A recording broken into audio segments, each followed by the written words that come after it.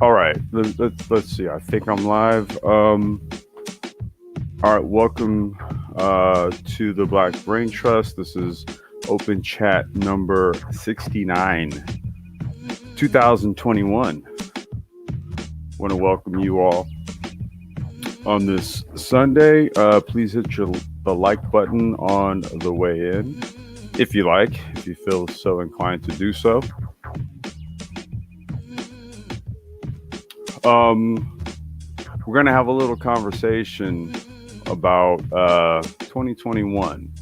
We're going to talk about, just a little bit of, you know, I guess you could say some technological forecasting. We've seen how a lot of, we've seen a lot of implementation of technology at just because of COVID. We've seen quickly how things have changed. We've seen um, how quickly we've become resocialized, or we're in the process of resocialization, and just in the span of 1 year, our a lot of our children have largely forgot what it was like to go to school and play in the play yard with their friends. So this has been an interesting time, and it's largely been technology of some sort of some kind that has filled the gap in some way, shape, or form. And so going into 2021, I mean, gosh, there's a whole lot of uncertainties, and the only thing that I can surmise, one, because of a lot of the dissecting and dialogue, based on the fourth industrial paradigm, what these things would suggest is that technology will just be more of a solution for a lot of the deficiencies that humans can't quite seem uh, to iron out here. So I don't want to, diatribe too much, but I did want to sort of like preface like what this open chat was about. Hope you guys don't mind the music in the background. That's typically how I like to do things. And I thought it would be maybe cool, man. Just, I don't know, try something. We played music in the past, you know what I mean? Not necessarily something that's playing in the background, but, um, you know, I did want to talk about this. Terrence, yes, we are back live streaming. We never went anywhere. What's been explained here, a few times before, was that we had to kind of reassess how we were going to run this platform going forward, because there's things we want to do with this, right? But the way things were done, it's you do things up to a certain point, and then you reassess how you're doing it, and then you have to maybe change things or readjust things or reformat things in order to push forward. And that's all we did. We just took some time off to figure it out. We did a live stream earlier, just kind of exploring the world of sim racing, and I was letting everyone know. Matter of fact, let me go ahead and pull it up now, and I'll drop it in the chat to let you guys know what's going on. Because if you check, oh, you know what? Actually, just do this. If you check the community tab on the Brain Trust, you know what? Let me just put it for posterity reasons. Let me pull it up, and I'll just throw the link. But what we are doing now is because we've actually got some softwares that we've now employed, and that's what the little hiatus was all about, was putting some software in place so that we could start doing some other stuff with the platform. And so this is what's cracking right about now. Now let me do this.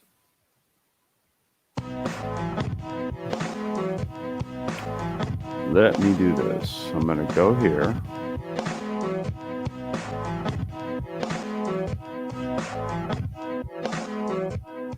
All right, there we go.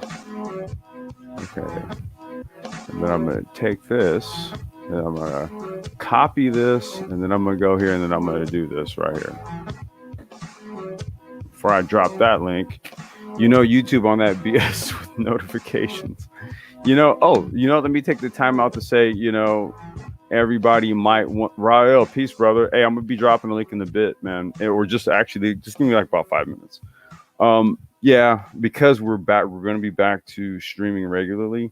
You might want to check that notification bell, because I know they did a reset on the algorithm not too long ago, maybe like a couple weeks ago or something. And we have been, kind of on hiatus anyway. So it's going to take a minute for people to really start for this to start hitting everybody's feet again, man. So, we just basically gonna have to start going live consistently again, and then it'll start cranking back up. It's just what it is. But give me just a second.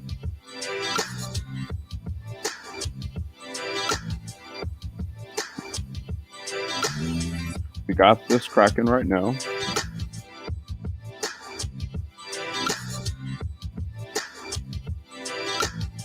Now this will just give you a peek into actually what we got cooking, but this one's already cracking.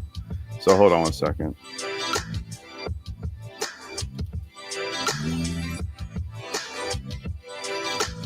All right, that link right there. So what we've got going on is there right now is a 24/7 live stream of our archive. Okay, so there's 24/7 content, actually Brain Trust content running right now. That's the link for that. Okay, that is running 24/7. It is literally archiving or streaming our entire archive, starting back to early mid 2018. So that's the first thing we rolled out, was a 24/7 archive live stream. With that, like I said, that's a peak. I don't want to say too much of anything else, dude, because it's gonna be dope. That's all I want to say. So that's really what the hiatus was about, man. Was just kind of retooling the back end of this platform, because we had some other ideas. Shout out to Mike V, shout out to Lionel, shout out to Nagone. You know what I mean? Like Anti-Gravity, man. Big shout out to my bro.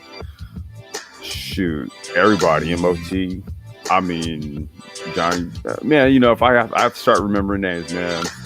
Everybody that's in the chat, Raul, Engineering Cannabis, Terrence, Unsucking, everybody. You know what I'm saying? Look, that's what this live stream is about today, 2021. You thought this was over?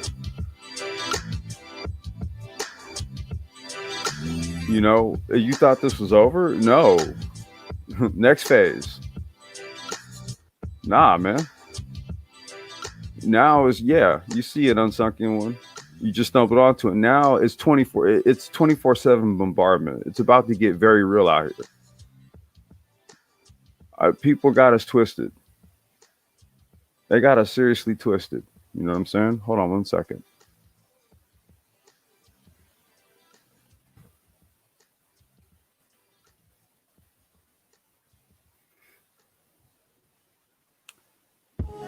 So, no, that's the thing, man. This is gonna have to work a little. This is gonna have to see a different approach to the delivery method, right? Because here's the deal. For how the space operates, you have to actually work with the mechanism and not the quote unquote space per se, right? So that's why we're kind of going with now, a passive streaming method. We're doing the 24/7 live streams, and like I said, there's other things you're going to see, in that similar line or vein. Okay, something that we did earlier was, we did, real-time sim racing, for example. So we're going to start to see application of technology. I think ultimately what this platform has pushed in terms of fourth industrialization, 2021 marks as the year where now application is in order. So now it's going to be about demonstration. It's going to be about content pieces where we're seeing real-time application and use. Because, a lot of what we discussed up until this point was based largely upon what, our professional backgrounds, our professional expertise. Um, it's a spoken technical knowledge, right? Which has a value, it has an intrinsic value. The social media space, video consumption and all the various auditory inputs that people now get when they want to try to YouTube a search or search a YouTube video to learn something. They want to see it. They want to see a camera angle that shows it directly what you're looking at and all that. So, it's basically now giving more of a different angle, a different approach to what it is that we've been talking about this whole time. I prefaced the beginning of this open chat by saying that 2021 is going to be a year where you're just going to see even more technological implementation to fill the voids and the gaps where we're now starting to see where humans, unfortunately, can't fill the void.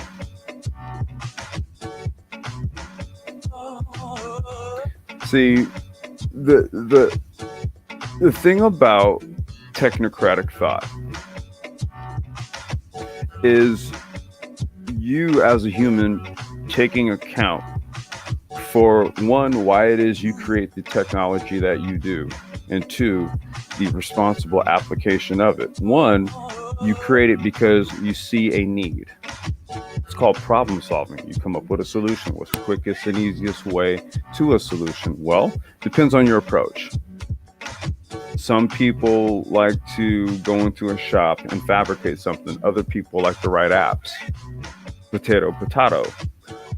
The preferred method in the fourth industrial age, though, is technology. It's a non-physical asset. Your largest transportation companies actually don't own any transportation assets like that. Uber. Your largest real estate company, Airbnb, doesn't actually own real estate like that. MOT. Good What's going on, man? Yeah, I'm here. Hello. No, can you hear me? Yeah, I can hear you. Can you hear me? I said good afternoon, sir. Oh, what's up, man? What's going on? What's going on, brother? How you doing, man? Welcome. Doing all right. We are back. Yeah, just kind of taking a day off. Taking it easy. You got it, Truck's man. washed up. Good. Getting some oil changes in, back and forth. Just chilling out though. No, man, you got to have a rest day. You got to have a rest day, man. I mean, I already know the mindset and the modality and just constantly being in work mode because I'm there with you. Right. Yeah. But yeah, every so often, man, it's my daughter that reminds me that she's like, Daddy, we want to do something today. I want to do something. And then it's just like, all right. So yesterday was one of those days, actually, because the tree went up and, a whole bunch of things happened yesterday. So that was one of those days where it was like, we're doing something else entirely. Speaking of I don't want to call her a devil because she's an angel. She just brought me some Twizzlers. Thank you, babe. Johnny Blaze, what's going on, brother? Link is in the chat if you want to join us, man. So you got the truck washed up, man, and what else is going on? No, I'm just taking everything through the. There's a lot of grunt work that I don't want them guys doing, so I'm just taking a day off and just getting all the stuff done, back and forth, so that way I can be able to, just doing things, man. But this 2021 thing is going to be something that's pretty major that a lot of people are not concentrating on. for some reason. Well, why do you feel that way? No, because they think the reperpetuation of the circumstances in the conversation means that they are somehow ahead. I mean, I'm not sure if you know this or not. I had a Black Wizard. What's going on, brother? Welcome. The topic is 2021. We're looking at we're trying to kind of dissect and digest what we've got, because we're basically but a couple of weeks away. I don't know if people realize this or not. Yeah, I mean, it's a time for action. No, it's a time for action. It's a time for people to start putting in place all the things that they've been studying for, even if it's nothing. So so it's just where we're at right now. Yeah, I was kind of looking at it, in much the same way. You know, one thing. So for a perfect example, right? Engineering Canvas just put in the chat: tech, housing, pandemic, AI, job loss. Right? I'm projecting what 2021 will look like and what type of technological implementation. See, because here's what's happening in all these other spaces. Let's preface why I want to take it in this direction and talk about it this way. I'm not sure if you're aware of this, MOT, or not, but I had a one-on-one recently with Bernard Riley, right?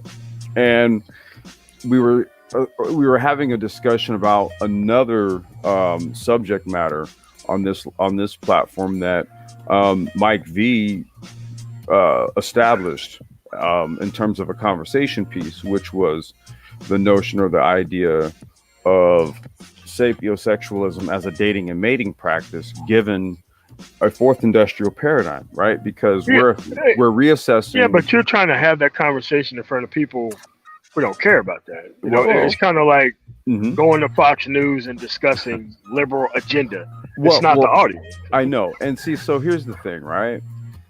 What you don't sometimes what you have to have. So on one of my live streams on my channel, I talked about stress tests, right? Like understanding so for example, like when you're doing the racing stuff, okay, and you're making components, and let's just say you do the CAD design and you say these are the materials we're going to use and it's going to be carbon fiber.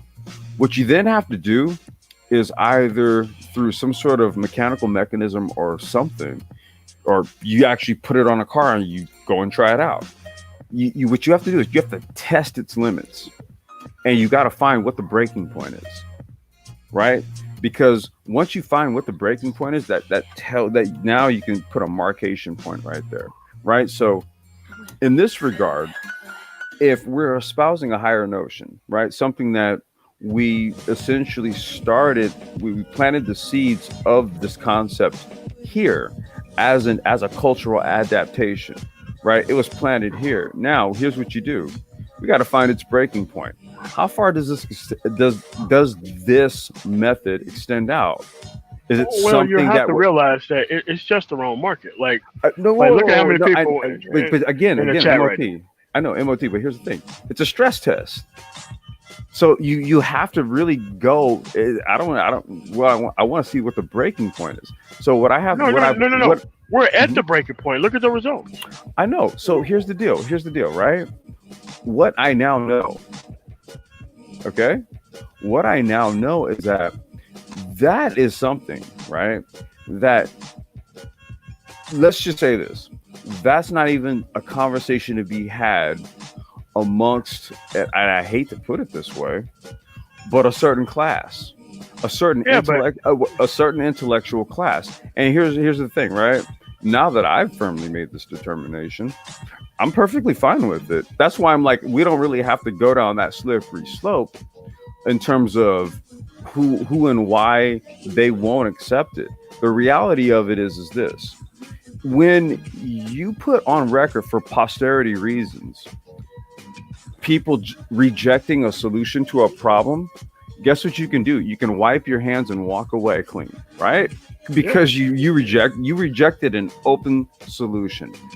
brought to you forth proudly by the Brain Trust. Thank you very much. So that's all it was, MOT. No, I mean, but the thing is that these people are not trying to change anything. So you have to just leave them alone. I get it. But see, MOT, here's once again, it's really not about what they're trying to do. It's about the fact that they rejected a solution. And again, this is for posterity reason. It has to be on the record. No, I mean, it's it's the same reason why you say you need the women here, right? Yeah. Dude, I'm applying the same logic, bro. Yeah. I mean, it's just that a lot of these people have already given up. They want to see how many they can take with them. That's the only thing that's happening here. Wait, MOT, do you know who Zargon 11 is? No.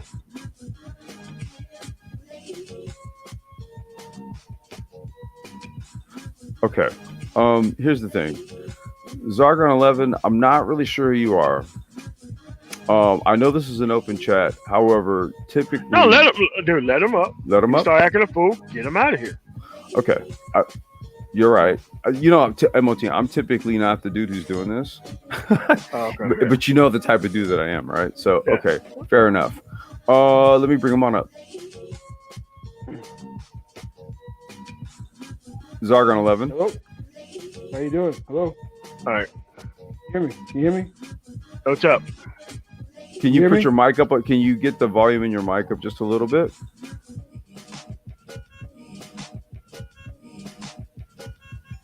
Can you hear us? Yes, you hear me? Hello. A little bit. We can hear you a little. Okay. Can you get the volume in your mic up? Yeah, hear me now? Okay, that's a little bit better. Okay, let me try some more. One second. Okay. Hear me better? Better? There, now I can hear you, dude. You sound good. Welcome, man. Great. Yeah. Sorry about the name, the alias. The alias Zargon is something I put out there. My name is Otto. That's my regular name. I'm here all the time. Okay, you know what? I've seen you. Okay, I think I've seen you in the chat. Okay, bro. Hey, man, my bad. It's no problem. You didn't know. It's no problem. I just did my first time here. You know what I'm saying? Yeah, welcome, brother. Welcome. My sincerest apologies, brother, and I appreciate you for coming up, man. Okay, now I know who you are. Okay, bet. Okay. No. Go ahead, man. Speak on it. Oh no, I'm just dropping by, man. It's my first time. I don't really talk too much on the chat too much. Say that again. Whose music is that? They get music a little bit loud. Okay, no, that's what I mean. I'm throwing it. I'm pulling it down just a little bit here so I can hear you. Okay. Appreciate you. Oh, thanks. Appreciate you. Thanks. There you go. Yeah. Anyway, yeah, I was just calling and drop in, man. I've been listening to you guys basically like that's 2-3 years. The Brain Trust, you know what I'm saying? You really helped me out a lot in terms of redirecting what I do personally with my thing. You know what I'm saying? Huge. You know what I'm saying? Huge. But regarding the topic, going on for next year, it looks pretty crazy, bro. I live outside of Atlanta, okay? Now I'm not sure if you've been here before or not, but it's a lot of Black people here, and a lot of change, and there's a lot of different classes and a lot of different things happening here right now. So, and it's becoming very, very profound, very obvious that there's separations happening between various classes of people, and like people, a lot of homeless people rising, and it's crazy. You know what I'm saying? Right. And it'd be really interesting how this all pans out for next year regarding how how everything adjusts. You know what I'm saying? Since basically we're in a place of stagnation right now. You know what I'm saying? Right. That kind of thing. And and this is the reason why I really did want to analyze 2021, because this is going to be like the year where if you are in stagnation, dude, it is okay. You will be the first round. You're going to be the first round of people to like X-nay the situation here. Okay. And this is the reason why I'm looking at the technological application that's going to roll in to replace those people. Hey man, you got a lot of background noise, dude. Is it? Somebody does. Okay, wait, no, that was okay. Music. music or what? No, it's not the background. No. Somebody's digging through something. Yeah, I think that was something that was going Oh, on. in the background, bro. that was me actually. That was me. That was me. Yeah. No, you good. Go ahead, bro. Go ahead. But what's it called? When you say the technology, I was looking at I'm looking at all these stores I go to, like a Walmart, Target. They're all implementing the AI and the robotics into the stores like really fast. You know what I'm saying? And you talked about this before, but like you can see literally over the last 2-3 months I've seen it literally be implemented into the stores everywhere around here, especially. You know what I'm saying? Yeah. Hello. Oh, there's just some noise in the background for me. Here, let me do this. Let me do that right there. Are you good now? Can you hear? I can hear you just fine. I'm make sure you can hear me. That's all. Yeah, we're good. We can hear you. Yeah, we can hear you. Yeah. Okay, great, good. Okay, perfect, good. Okay, so make sure. I just want to make sure I wasn't, muffled out. Okay, yeah, but anyway, I was saying, okay, yeah. So I was saying the robotics and automation, the implementation in terms of stores, retail stores and whatnot.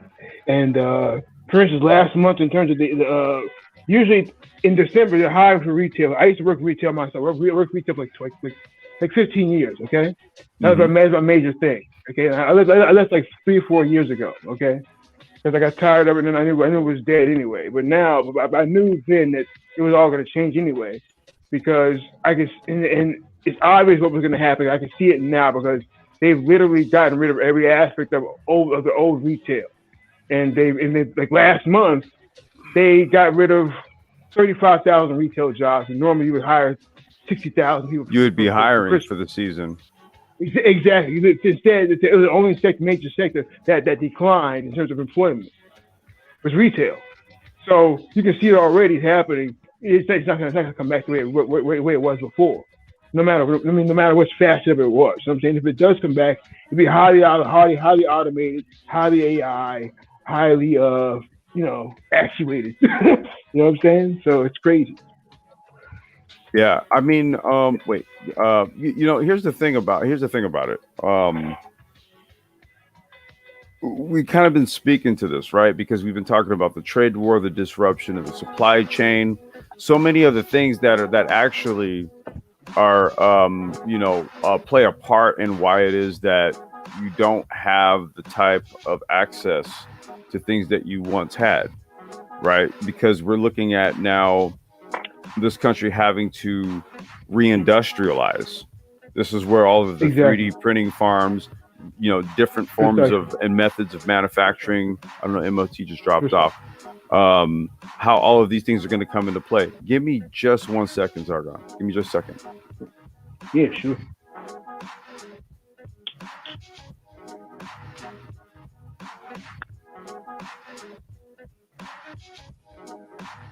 Hold on 1 second.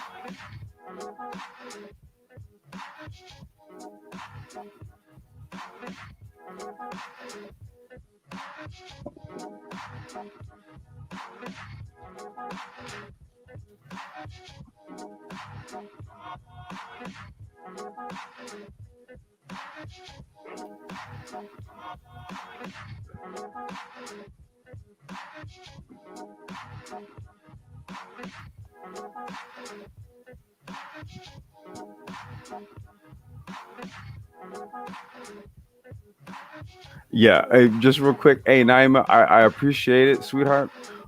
This channel, we don't do the monetization thing. So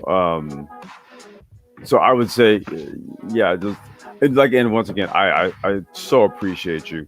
But yeah, we have actually something in place, but yeah, we don't have actually a monetization. We don't have anything set up for that, and yeah, please don't cash out me personally. No, but I again, once again, Naima, I appreciate you. I appreciate you so much. But yeah, you guys don't cash out me. we're gonna do something else. That's part of the 2021 discussion. We're gonna do something else here because we want to do something. We're gonna do. We have a like an equity concept that we want to do. Right, we have an equity concept we want to do. So yeah. So yeah, you guys will hear about that. But again, I appreciate you so much. But guys, just don't cash out. All right. Okay, so let's see here. So yeah, as far as the 2021 thing, what I'm seeing here is we have a supply chain interruption, right? That's the first thing. Totally, yeah. Right, Totally. we have a supply chain interruption. We've experienced it like literally in house here, and so now what the U.S. is going to largely have to look to is how to again develop a new manufacturing infrastructure. Repatriate, manufacturing somehow. Right, either that or it's either repatriated or and this is what we've largely shoot, let me see if I have the graphic here. I'll actually pull it up. Let me find it.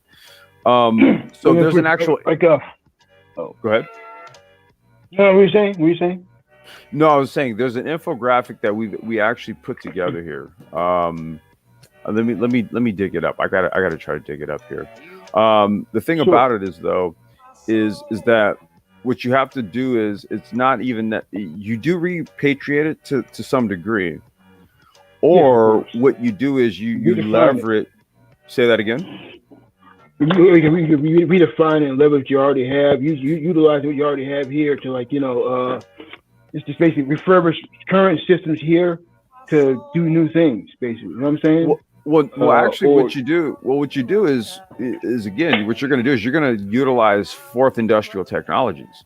So what I can do is I can create a global manufacturing business by having a network of basically manufacturing houses, like again, 3D printing, CAD, CNC, all these different things. And so what I do is putting together.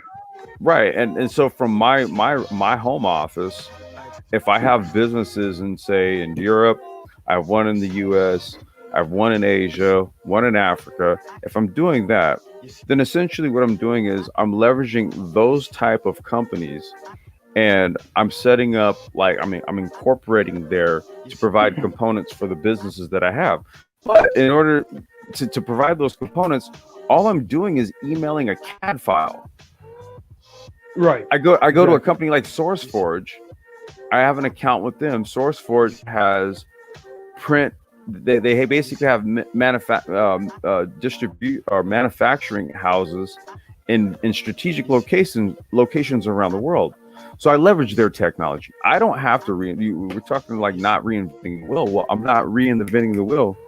I'm not reinventing the wheel in that regard. What I'm actually doing is I'm leveraging that to be a manufacturer. The key component here is not being the dude who actually has the machines to do it. It's creating the next level designs. Oh yeah, that's what's going to make your product. Exactly. I'm a designer myself. I understand that. I'm a designer myself. So that's what I do. I design things. Right now, I'm designing soaps for basically arthritis patients and stuff like that. People who've been paralyzed, had issues. For instance, my brother had a stroke. He can barely move his right hand. So I created a soap so he could properly hold it in his hand and wash himself, because you can't permanently wash himself properly. Right. You know what I'm saying? I mean, so I created yeah, I was going to say, and that would just essentially be like manufacturing, which is actually something like that is really easy to do, because you're just literally talking about a 3D printed mold. Right. Exactly. Precisely. Right. You're just talking about. I made a natural clay mold already. So this is a matter of scanning or bit mapping it and then making 3D mold from that. Well, I was going to say this. So, manufacturing. right, and see. So that is, and if you look at anything like on YouTube with regards to how it is that people take a raw conceptual prototype and then turn it right into a 3D printed prototype, is they do just that. Let's just say you actually molded a clay model, okay? Then you're going to take a 3D scanner, okay? And they even have applications where you can actually use your smartphone, and with a series of 360-degree pictures, what it'll do is it will create a 3D model out of all. What's that? I want that. You know what that is? You know what it's called? Oh. Okay, I forgot the terminology, but I would say this. I would say this.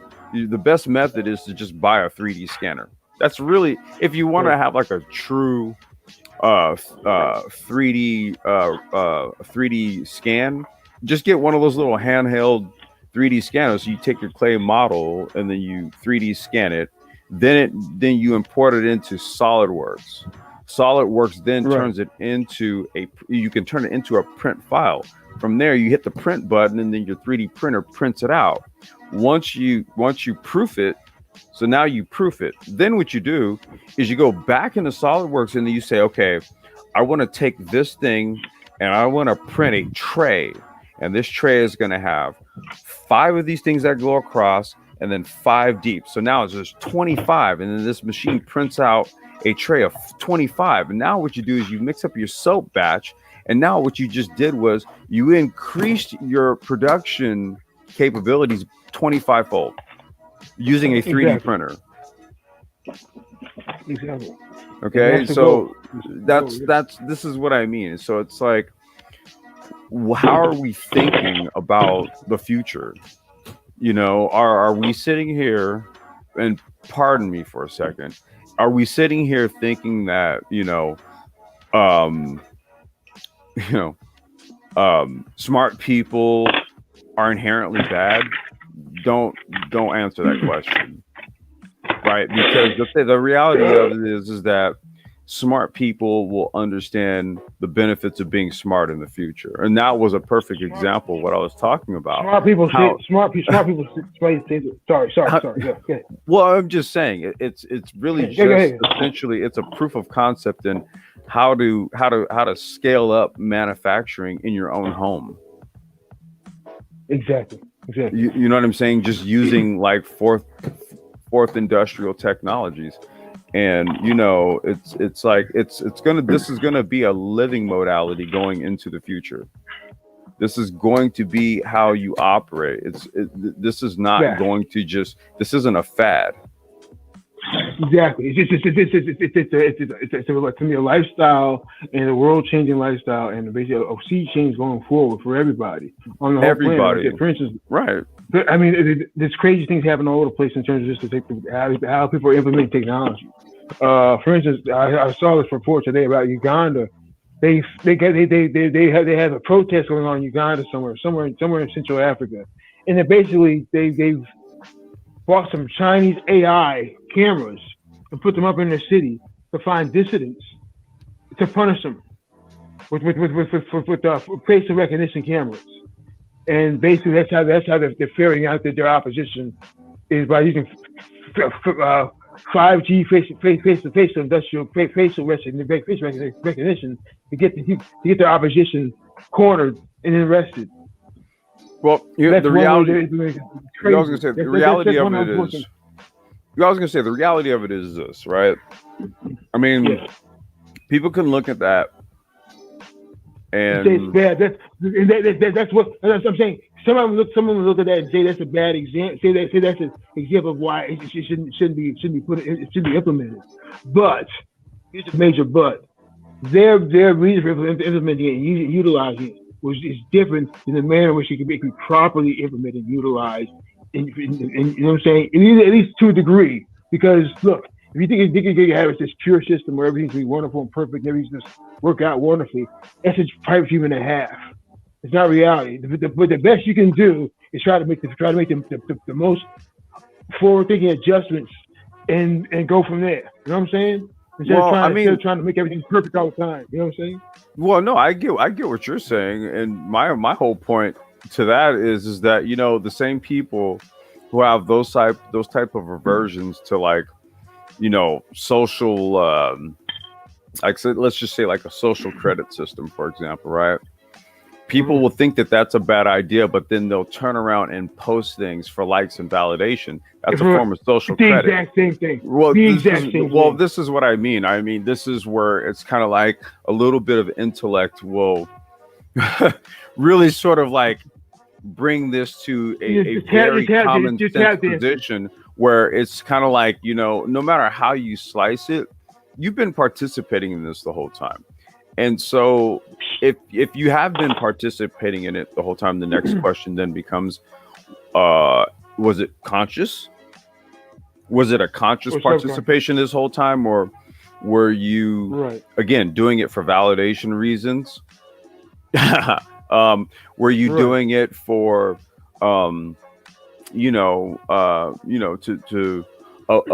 because in your daily mundane life you're very depressed and you don't really feel as though your life has amounted to much, but when you come on to say like a social media platform like a YouTube, you're special now. Think about this, right? Think about the psychological impacts also of how all of this has changed how humans think and function and act and behave. I know, right? You see, so what we're talking about here going in 2021, this is why I postulate that, and even MOT was stating this, that there's going to be a lot of people who simply just fall by the wayside. No doubt. They're gonna simply just fall by the wayside because this shit. No, here's the thing, man. I need to get this out. They're gonna get swallowed up. You're gonna get swallowed up. There's gonna be like wholesale changes, much like there were wholesale changes in 2020. What do you think? 2021 is a reversion to 2019? Way worse. It's gonna be more accelerated. Right. More, See, so they Go ahead. What are you saying? No, go ahead. I'm listening. Basically, it's very obvious what's going to happen in 2021 if you pay attention to what's going on in the news. You can see the Congress isn't acting properly, and when they do act, it's going to be very, very minimal at best. Mm-hmm. Okay, number one. Number two, if you pay attention to like the World Economic Forum, things of that nature, they've already essentially stated that they've moved the goalpost of the 2030 initiative to basically 2021 or 2023, 2024, you know what I'm saying? Before 2025, basically, because they have no choice in terms of what those powers are trying to implement. That's that end of it. But then again, of course, there's a bunch of different other moving parts. But like all these things, all these different confluences are going to come together, and it'd be interesting to see how they pan out. Well, we've been saying this whole time. We've been saying the government projection was 2053. Okay. Right. Two, pre-COVID. For what? For what exactly? Projection for what? Well, that 2053 would be the day. Well, that's the year that the black community essentially becomes a permanent underclass. Now, that was by government projection. Oh, you got to understand though that was years ago. The projection was pre-COVID. Okay, now even pre-COVID, Dr. Phoenix said, "Shit, 2030," and this again, there was pre-COVID. Okay, post-COVID, what do you think it is? It's over. That's what it is. Okay, so you look at the actual. I look at the actual real unemployment statistics because I'm actually unemployed. I'm an independent contractor, but what I see what the real true numbers are. I understand exactly how things work. And so I know who's who and what's what, and how the various distributions of people who are being laid off their jobs are. The people who are mostly being laid off their jobs right now are a bunch of women, a bunch of young people. You know what I'm saying? Well, it's mostly women. It's women, and that's who's going to pay the price initially. You know what I'm saying? Well, this is the reason why, given that that's the case, we made a logical case for something like a UBI because of that, right? Now, Right, people precisely. people essentially argued this against us, but we said, well, the people who would be most affected by this would be like particularly children because they're the ones who literally can't do anything about their situation. Precisely, and it's starving right now. Literally, you can see. I'm in Atlanta. Okay, as you know, if you know anything about the black community in Atlanta, there's a lot of single mothers. Okay, so what you have now, they did like 30-40% of the kids before pre-COVID were going to the school to get their lunch. Now school's done. So those kids are starving right now. Okay, and you start to see those kids and their parents get into the streets. Right. Okay. Now, I'm not in Atlanta, my friend. I'm in the suburbs. Mhm. Okay, of Atlanta, and the homeless population is creeping out here. You're beginning to see it, and it's not. And as much as people want to say it's just our black people, sorry. have you ever Yeah. seen the homeless population in Atlanta? No, have you ever seen the homeless population in downtown LA? No, I've never been to LA before. I've seen videos of it before. You've seen videos here, of it doesn't. Well, I was going to say, There's nothing like.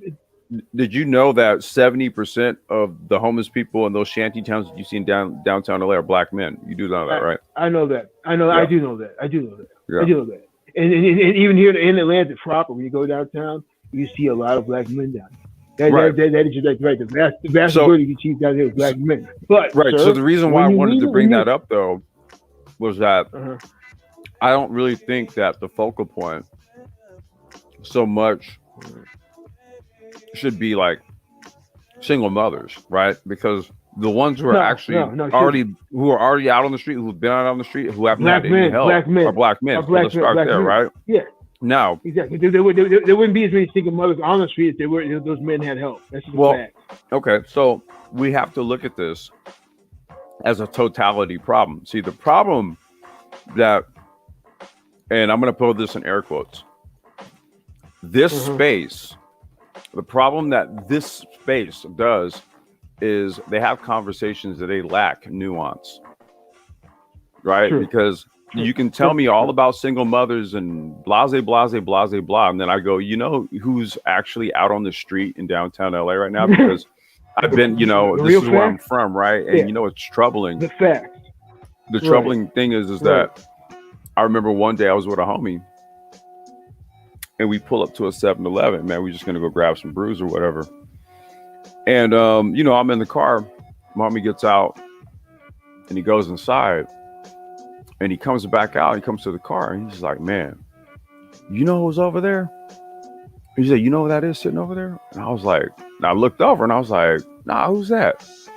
And I'm not going to say his name or whatever, but he was a cat that, kind of came up in like the rap circles in LA together with, right? Like a mutual homie and shit.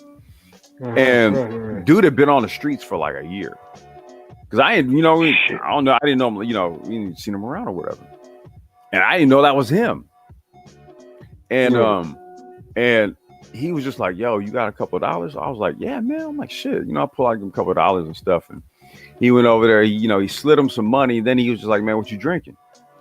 And he was like, oh, just, grab me a bottle of water or whatever. He's like, nah, homie, what you drinking, man?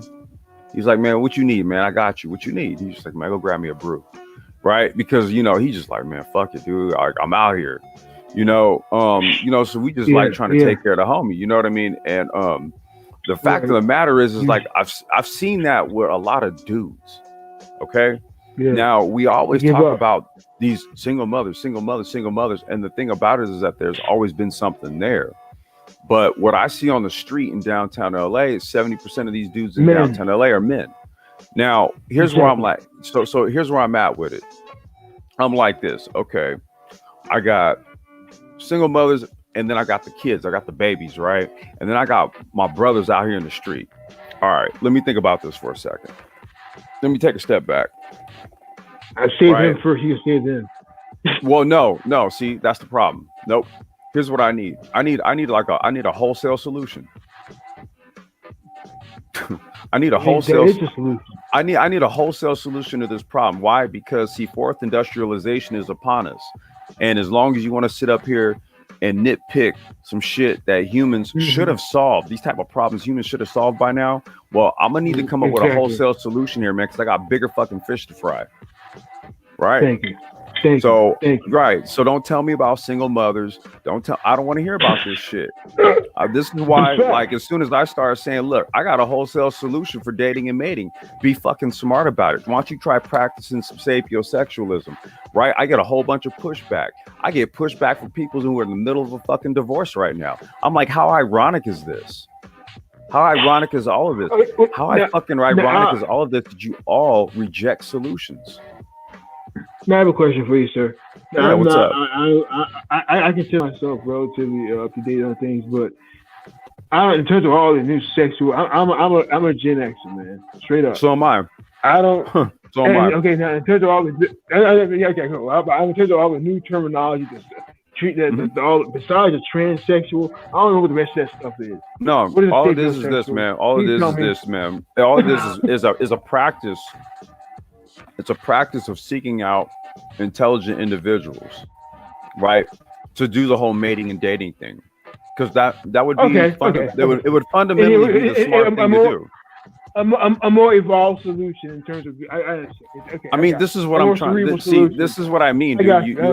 Right. Albert Einstein even said it. He said, look, in order to solve a problem, you cannot use the same level of intelligence that created the shit. Goddamn. Precisely. It's very fundamental. Precisely. Right. You got to think above the problem. You have a different starting point altogether. Has to be. Right. Your whole mentality has to be changed in order to solve the issue at all. And then going from the past, what you did before, or any kind of idioms you were using before, especially in this particular age right now, you're dead in the water. Think about it. You know, you're taking past failed patterns that didn't work, and you can see didn't work, and saying, hey, let's do it again. Let's try this. Let's just be more. Let's just be more like right. And it's just like, dude, it's never. Yeah. It's not gonna work. It's never gonna happen. No, hold on 1 second. I think we got engineer. Can you? Hey, brother, what's going on? Can you hear us? Yeah, I can hear you. Just keep going. Welcome. What's going on, man? Hey, good. Keep going. I'll talk. I wanted to bring you in, man, because what did you think about the earlier live stream? It was good. You talked a lot of AI and AI again. Yeah, I wanted to get your take on it, man. I was hoping you would have come up then, because I put the link there, because that's something that we're gonna, like I said, man, this is gonna be more of a well, just think about it like this, man. We're back to our usually scheduled programming. Okay, so I mean, it's just more of like us practicing what it is that we talk about and what we do. Yeah, I have a lot of comments about this male-female dynamics. We're all catching L's right here, man. So a lot of panels just discuss all of this, but one thing is we're all catching L's.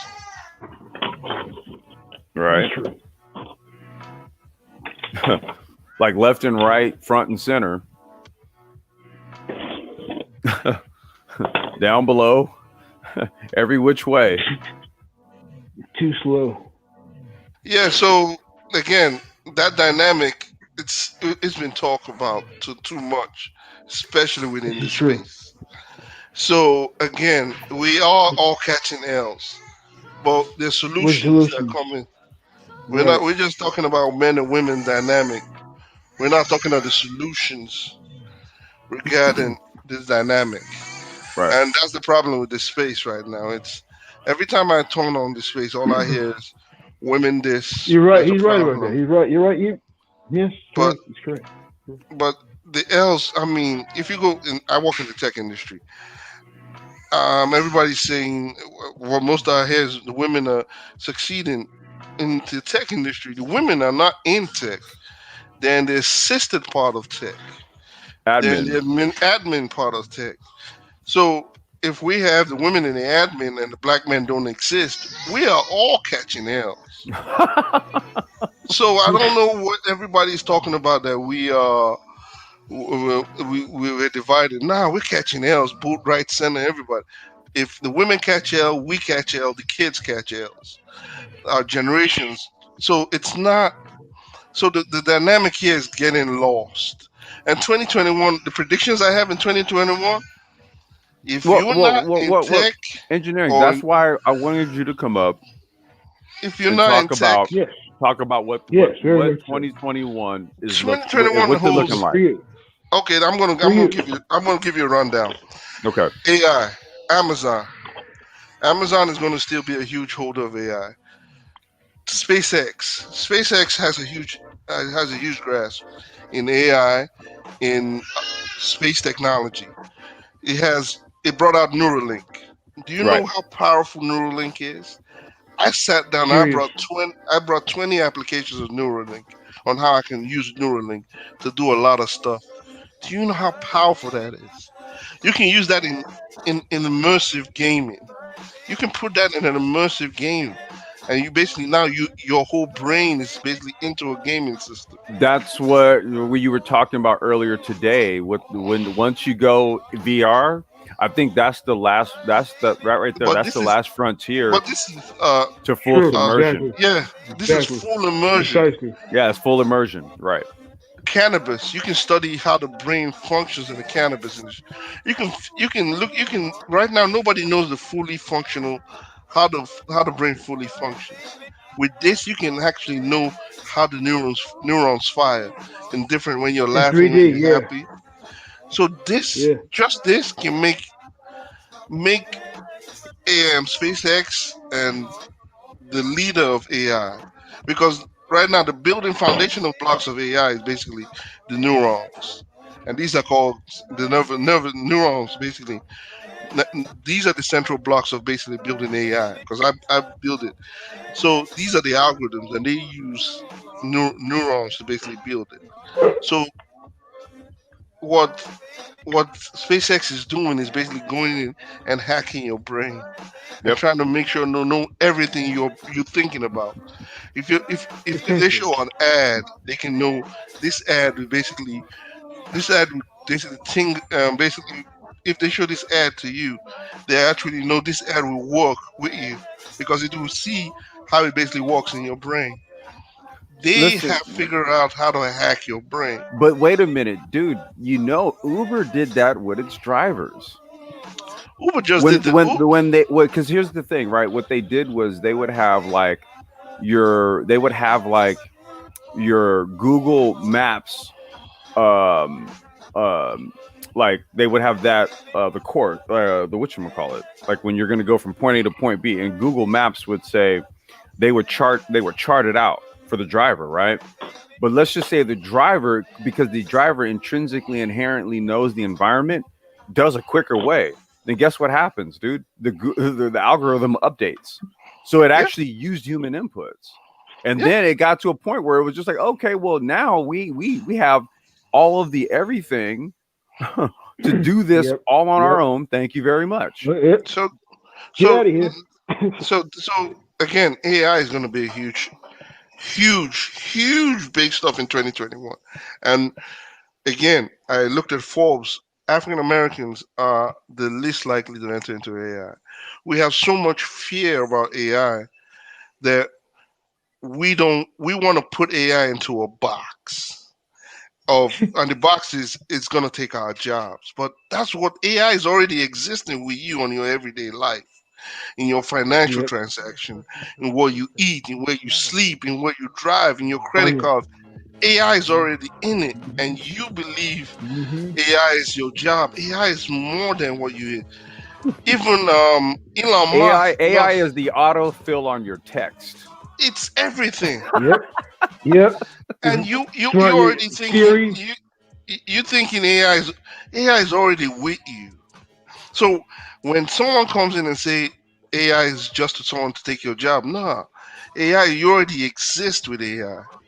I write algorithms for AI. I've seen it applied to places you won't even believe it's being applied to. So AI is already it's in your system.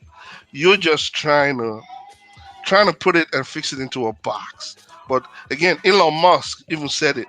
He's afraid of AI. He's But the afraid. funny I'm thing is, afraid of it. I'm but afraid of it, dude. I race against it. I'm afraid of it.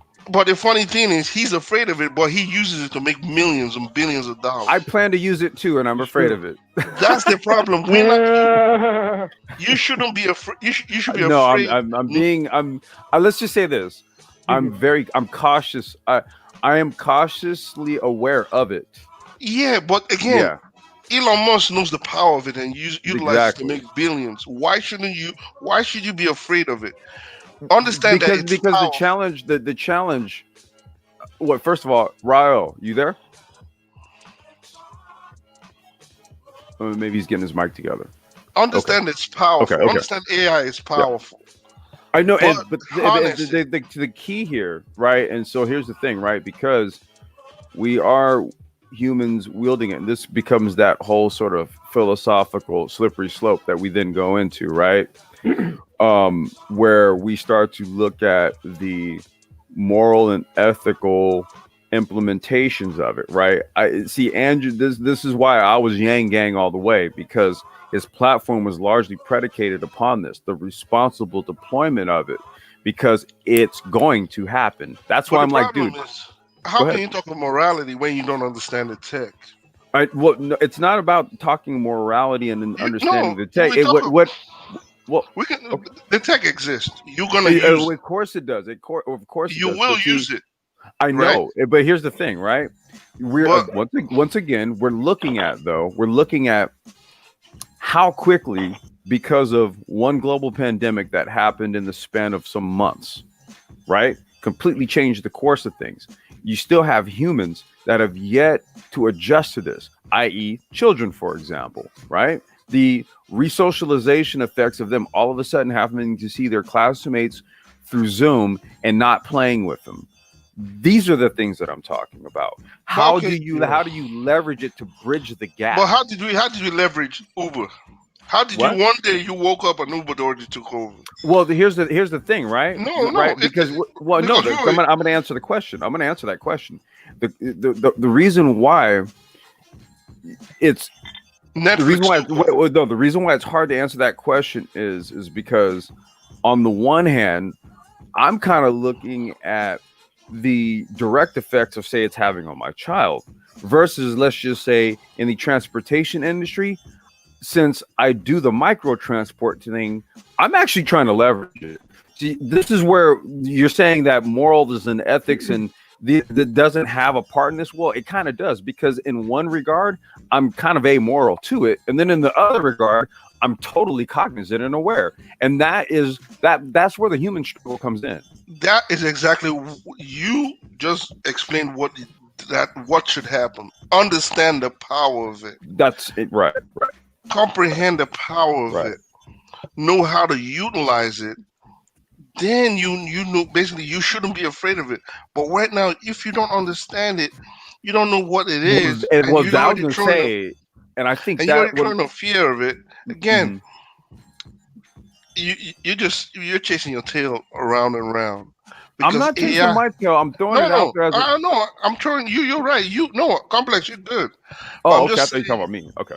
Most people, especially when you went Bernard's channel one time talking about AI, all I heard were people who never understood what AI, the basic building blocks of it, and they were trying to fixate it into a box of it's going to take our jobs. But I'm looking at AI exists already. It's in you. It's everywhere.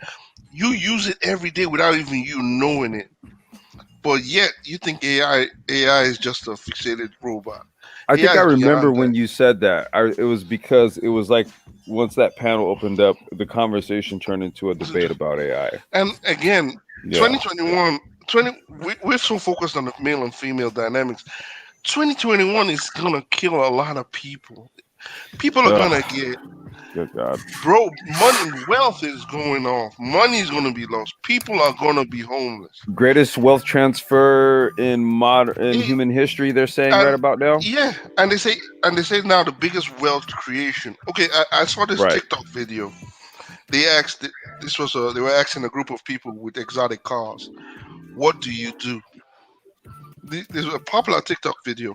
People with exotic cars, they were driving, and they stopped them and say, hey, what do you do for a job, or what do you do for?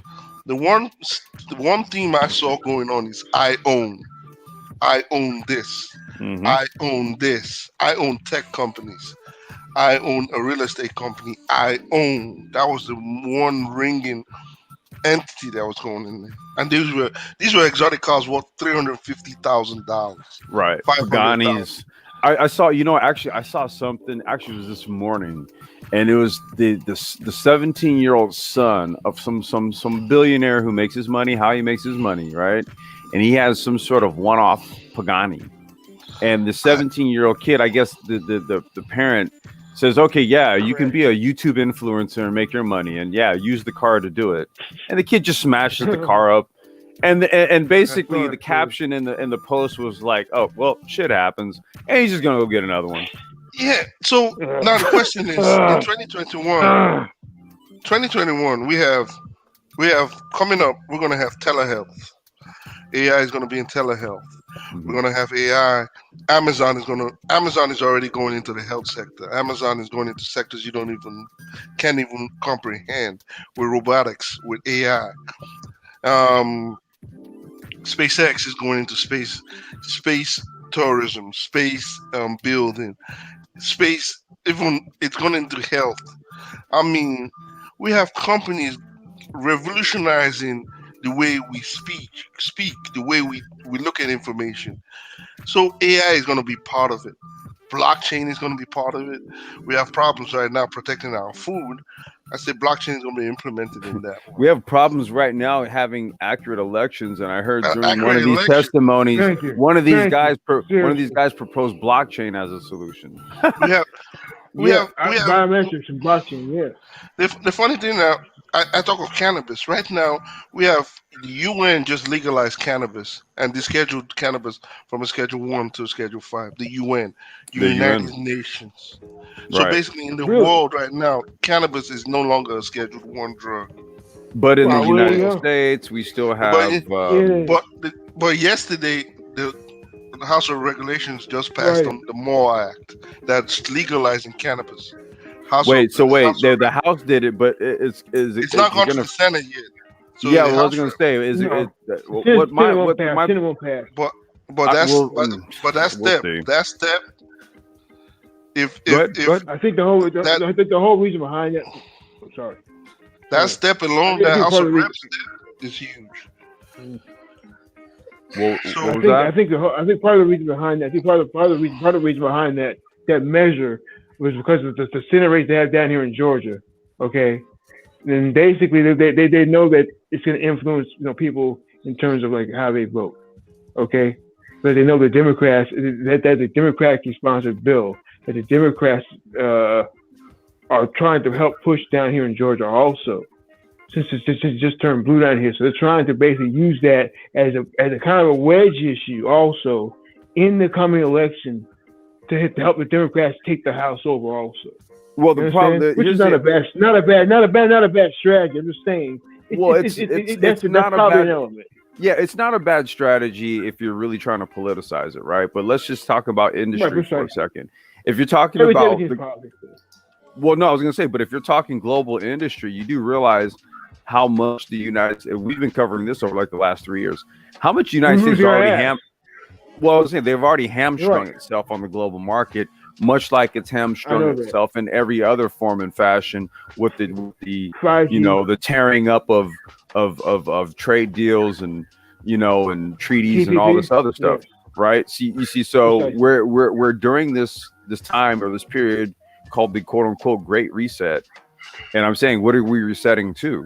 You're still squabbling. You're still politicizing cannabis legalization for crying out loud. But the Great Reset they're resetting something downwards. Just for they're resetting downwards. They're regressing. Apparently, this country has gone from progression to regression. That's what it turned into. I mean, that's just about it.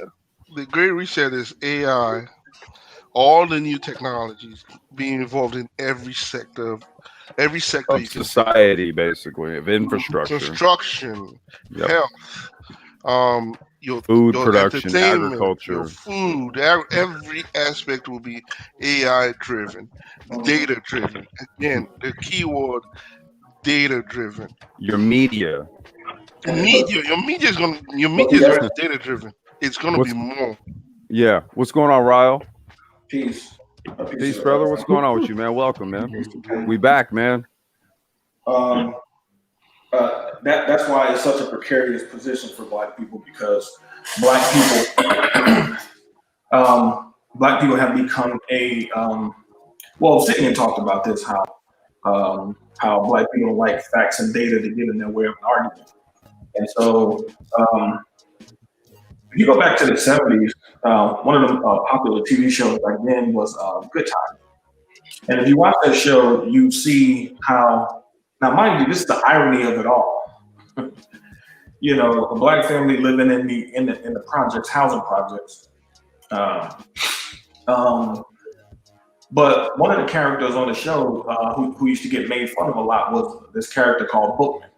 Bookman, yeah, I remember he was the plumber, right? Yeah, he was a tradesman. Or was a tradesman, yeah. He was like, the maintenance guy. That's what he was. Yeah, so when you do stuff like that, like you're talking about stuff like HVAC and different types of things related to, I mean, that's science. You know, that's science and tech. HVAC and all that. It's gonna be a huge money maker. Wait, dude, HVAC. Oh, go ahead, Rob. Go ahead. So now I've been saying for a long time that the 90s was the last decade where you could get away with below average intelligence. Now, I remember being in high school, many of those white cats, man, they was on that, the internet, learning how to code and, you know, different things like that. Man, none of that stuff was pushed to us in the so-called Black community at all.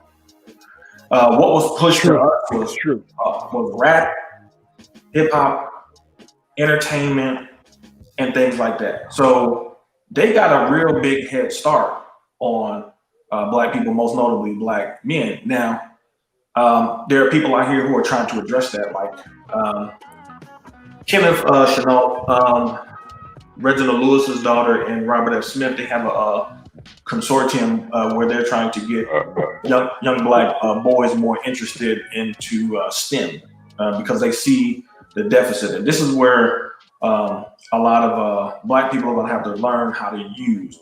Black people are going to have to learn how to use the nonprofit sector to address issues in the so-called community. Because if Black people keep thinking that the government is the answer, they're sadly mistaken. First of all, I mean, if you think a politician is the ultimate answer for you, I'm not saying politicians can't offer certain solutions, but the one thing that you can use, the one sector that you can use, because the government knows. The reason why the government gives so much money to the nonprofit sector is because the government knows it can't answer all society's ills. So that's a good thing, because you can apply for that money, that public money, grant money. You can also apply for private money as well, to actually use to interface in the system to be able to address some of these issues, because we haven't had an orientation towards the science and technology when we should have. In the 90s, we should have had people.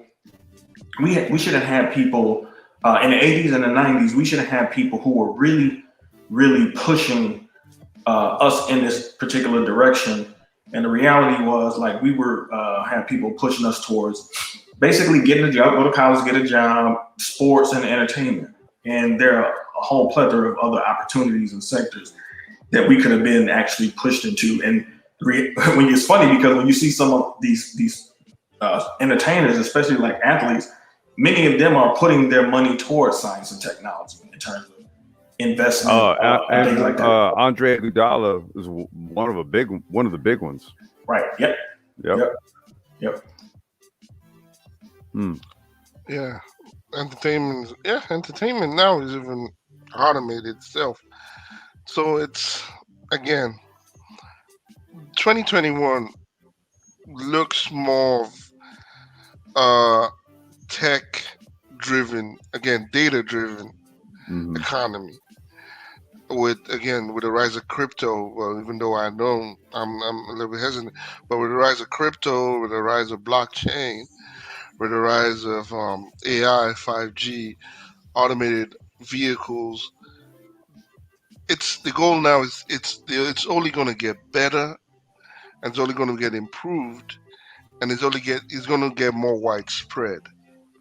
So again, what I always tell people is look into a more data-driven path, career paths with data-driven areas. Again, I always say focus on data science and all that. You know what's funny, engineering cannabis, like even if, because I follow a lot of these YouTube channels, right, where these guys build like these overlander type van conversions and stuff. Yeah. And they're like totally tech the hell out. And I'm like, even if a lot of these people were going off grid, for example, right? And the funny thing, they start businesses with those things. That's right? What I mean. There's one guy who basically he converted his vehicle, right? And then basically lived in it for like, I think it was like a year and a half, 2 years or something, right? But in the process, he actually made $250,000. Yeah, and they start huge businesses where they sell those skills on how to basically re-equip your van with new tech, and they start big business where they make millions. So they're using what we all should be using. Sprinter vans. We should be using what we know, and tech go hand in hand and basically re-envision how we live our lives. But again, what I've seen in panels, especially within this space, is the fear of tech, the boxing of tech into a small space, on how our AI again is taking our jobs, or how you're trying to understand AI, but you really don't understand what AI does on a day-to-day basis. AI again is more than a job. It's again facial. It's again like facial recognition. It's pattern recognition. It's predictive analysis. It's more than more. Where Elon Musk has seen the power of it and uses it on every product he has. Elon Musk uses it on every product he has. Listen, man, all these cell phone companies use biometrics and face recognition for Face ID and Touch ID. That's why I'm like, people use it on your phone. That's what I mean. They bitch about it, but I'm like, wait, you use it because you don't want people getting in your phone. You use it on your face. I'm like, that's AI, right? When you tell me when you scan, that's AI, right? But again, we try to limit it, but I said, nah, AI, we've still not even scratched the top of it. AI is still growing. We don't even know what it is. Right now I study it. I've been studying for years, and each day I study and I get something new, and I'm amazed. But again, we're still trying to box it in, and when we box it in, we become afraid of that, and we say, let's not touch that box. But your goal is to open that box. No, it's just to open it and learn it, wield it for yourself and master it. That's what I said. My vision of the Black Technocrat is our people who have mastered and wield technology for their own industrial gain. That is it, and they do it responsibly. They do it in such a way where society builds off of their innovations. See, this is when you get down to like the very nuts and bolts of building like civilizations and societies that will sustain large periods of time. But I understand that not everybody really delves that deep to try to think about how they could impact the future, right? But if, like you said, 2021 becomes this whole epoch and paradigm, or this or epoch and paradigm shifting year where you see AI punch you in the gut, then hey, what do? Punch back. I mean, I think I think yeah. Oh, sorry. Oh no, I just wanted to welcome Johnny Blaze to the panel. Hey, what's going on, Complex? Hey, I was gonna say your mic there. You good, man? What's going on, brother? Welcome. Oh, not too much, man. Hey, really enjoyed your earlier stream today and liking this one as well. Yeah, man. No, we're back at it, bro. We're back at it. Did you see the 24/7 I did archive stream going on? I caught it actually, man. It was great that I did. I happened to hear something. It may have been one you guys did a while back, dealing with the whole gold being taken out of Libya by Qatar. Yeah. Yeah. Like, the beautiful thing about that live stream right there, that's just like that's a 24/7 stream of receipts. That's what that is right there. Mhm. That's all receipts 24/7. Just listen to it because Yeah, I just wanted to add on with this 2020, and I can just speak on me personally. I know one of the things I'm trying to do is really make sure that increase my skill set, number one. But number two is also maximize my financial portfolio. right.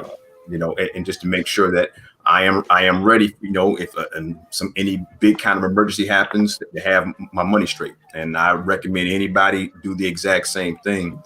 I put two companies in your earlier live stream that I think people should look at: Ark Invest and Nano Dimensions. Okay. Now let me say to this, and then I'm gonna have to step away for a minute because I didn't even realize my brother he's here, and so are my nephews. So I'm gonna have to step away for a few minutes. But here's what we're gonna do though, real quick. So I spoke with Lionel yesterday, and so our conversation had a lot to do with a lot of things, and one of them was a lot of the crypto analysis that he's been doing over like the past year and a half, 2 years, right? And like his catalog is over 800 videos at this point, right?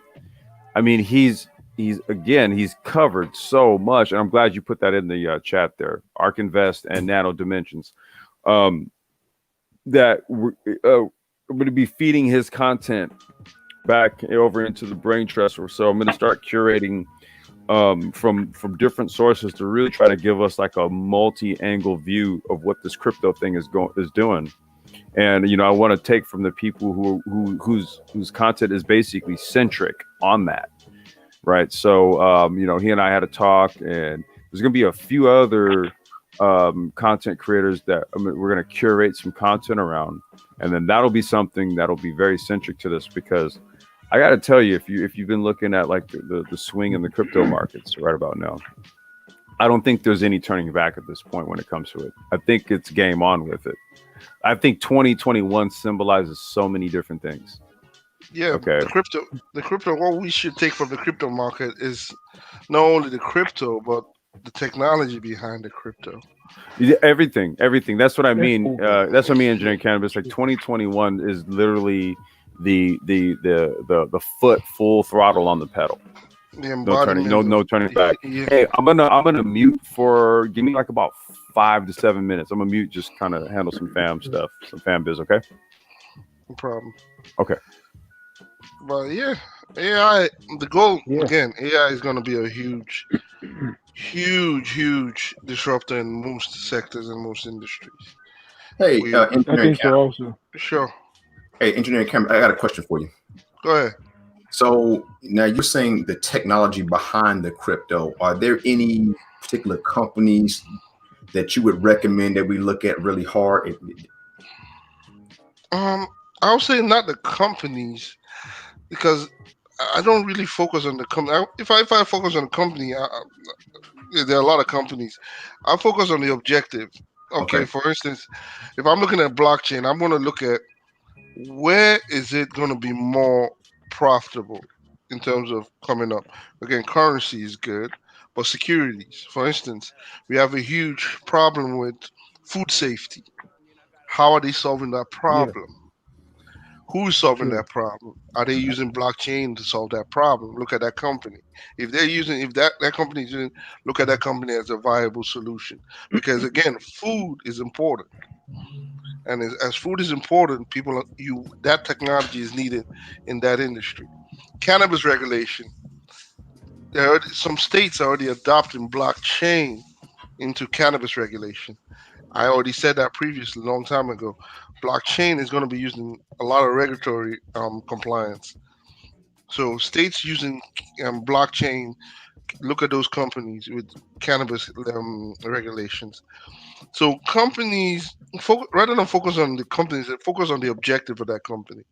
Because again, blockchain can be applied many, but where it's where you see a more sustainable application is what we use on a daily basis. Our food, again, cannabis is going to be sneaking into our everyday consumption soon, into into different areas, into alcohol, into different areas of industry. Again, just start looking into where that blockchain is being applied into. Again, I'm seeing it applied into manufacturing of planes, into aviation. Aviation is going to be a huge aspect. I'm seeing companies looking into using blockchain to secure their safety for the parts itself. That's a huge industry. Safety industry for aviation parts. That's a huge industry. So what I'm saying is crypto is big, but blockchain, what the technology behind blockchain is bigger than crypto. It's huge, and you can see the big players playing with it, and you can also come up with your own technology in there too. So look behind that technology and see how widespread it is. I just talked about a few, but there are a lot more. I appreciate it. Thank you. Yeah, but again, AI AI is going to be in healthcare. AI is going to be in everywhere. Again, what I always tell people is focus right now. Focus on data science. Focus on AI. Focus on machine learning. All this. Again, right now, the two biggest career paths that makes more money right now is AI and blockchain developer in LinkedIn, and they make a lot of money. And they can't find enough people to fill that space itself for AI and blockchain. Now, you just mentioned healthcare because I work in healthcare. I'm actually a healthcare educator. I teach college medical imaging, and I'm actually reading an article. Medical imaging. I'm Yeah. working on a project on using medical images, X-rays, Okay. designing an algorithm to use medical image using convolutionary neural network to identify symptoms that you can see in an X-ray, and then basically the algorithm will identify it easy and quicker. Okay. Basically, so I'm using imagery. What I'm designing right now, I'm looking at again deep learning algorithms to see every mutation, every scarring in organ tissues and all that, to say, okay, there's a problem in here. This needs to be looked at. Or if you have a COVID-19 patient come in, instead of going running a blood test in there, can I use my algorithm to look at his organ based on the data I've acquired and see if that algorithm can detect if that patient has COVID-19 by looking at X-ray imaging. So yeah, I'm working on that, This and that's sounds a just lot one like part. we use what's called the CAD system. They use it mainly in mammography right now, but I know it's going in the other areas. But it sounds like what you're talking about, it is a higher function of that CAD system. Yeah. So that's why I'm looking at design neural net. I'm just designing that I'm just looking at designing all that just for the imagery. The goal is to utilize that algorithm to detect again any small mutation, any small change to an organ, to a heart organ, liver, any change. The neural net will basically identify it and say, "Oh, there's a problem in here. There's a mutation in here." It basically acts like a second detector Mhm. or second opinion. Right. So again, And that's the whole point of the CAD system, is designed to be a second opinion behind second the doctor. opinion behind the doctor. So that's what I'm looking at designing. And it's it's profitable. And I'm designing. This is just I'm designing based on. This is not my job. This is just on the side. So again, these are what again AI does. It helps in again. You're looking at imagery. It also helps with again telehealth. Right. It helps in again. I'm looking at not only natural processing language that takes the data from the doctor itself, the prescription of the doctor itself, but also historical data of you and all the data itself.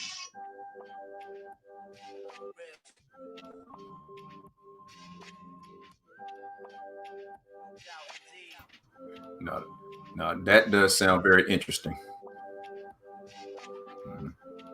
So I'm No, sorry, okay. I was busy. So I'm looking at neural networks. Hold on.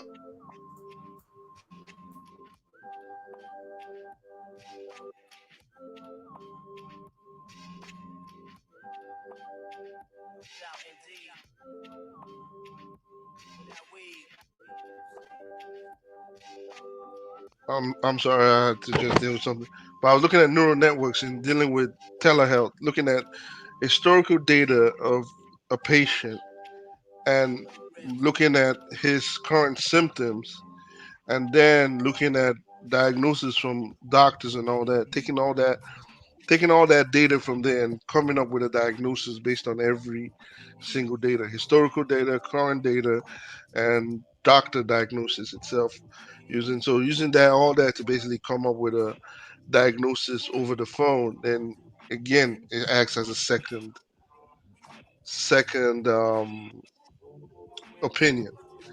So again, these are just a couple of solutions looking into. But again, this is just in health. There are a lot of solutions. I'm looking into the cannabis space. I'm looking into other aspects of it.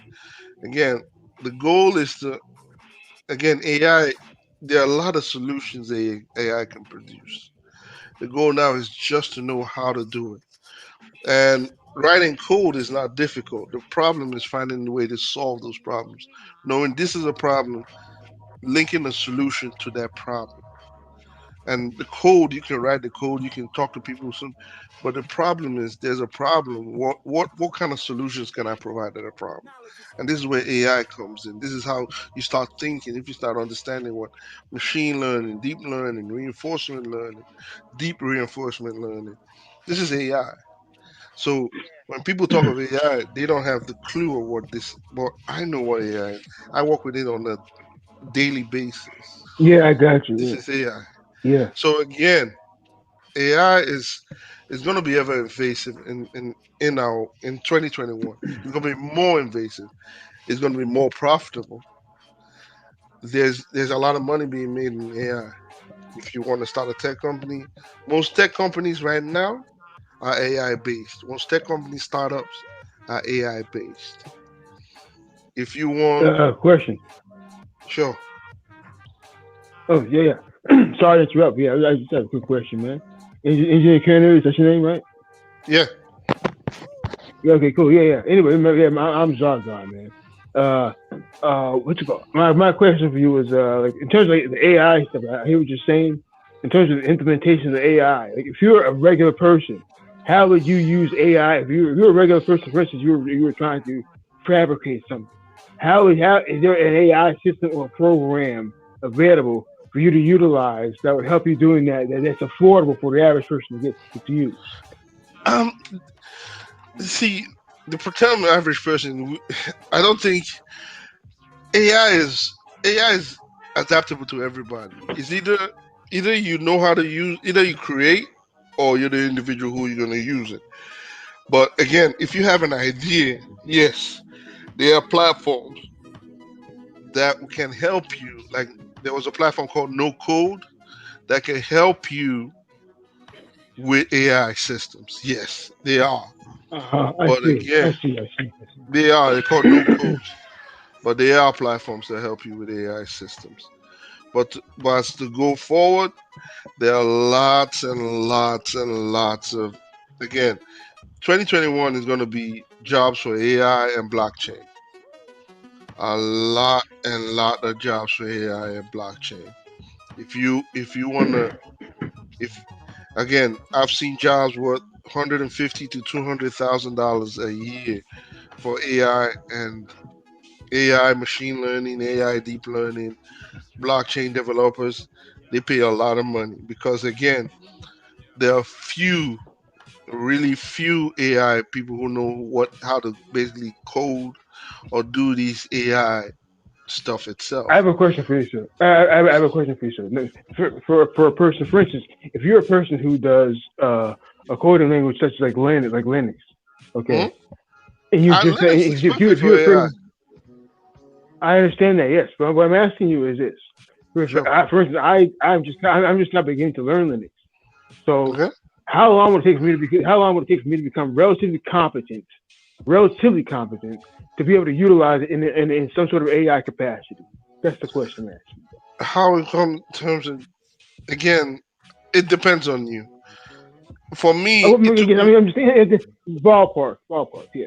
ballpark for anybody takes you 2 years. 2 years. Okay. Get it right now. I'm in my 5th year, 6th year. I still read.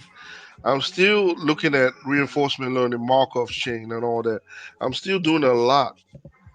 But again, Yeah. it took me 20 in a day. I read 6 to 7 hours a day straight.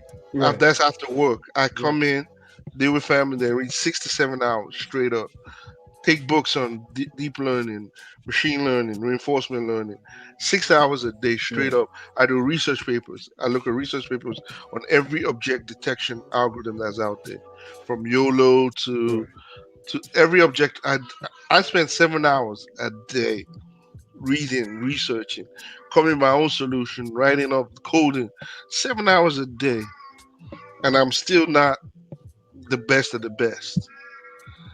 But again, I know a lot, but I'm not. But it takes dedication, and remember this field is ever changing. It's not stagnant. It's evolving, right? It's evolving. It's It's fluid, changing. Yeah. I mean, today I'm looking at one research paper that dealt with object detection YOLO. The next day I'm looking at CentiNet. The next day I'm looking at CornerNet. I'm looking at different. I'm like, what's going? But I'm reading and understanding it. But again, it takes years, continuous reading, researching, but once you know it, then you can start looking at, okay, where can I apply this solution? How can I apply this solution? And once you know it, and I'll tell you this, they pay you really well to know, okay, how can I apply this solution? I've seen it. Exactly. I've seen the job listings. I know how well they pay. Trust me. So I know what you mean. So it's knowing it and knowing, okay, where can I apply it to? Again, I work in the cannabis, but I also work in different other sectors. I look in health. I look in every other sector. So again, it takes years. It's not something.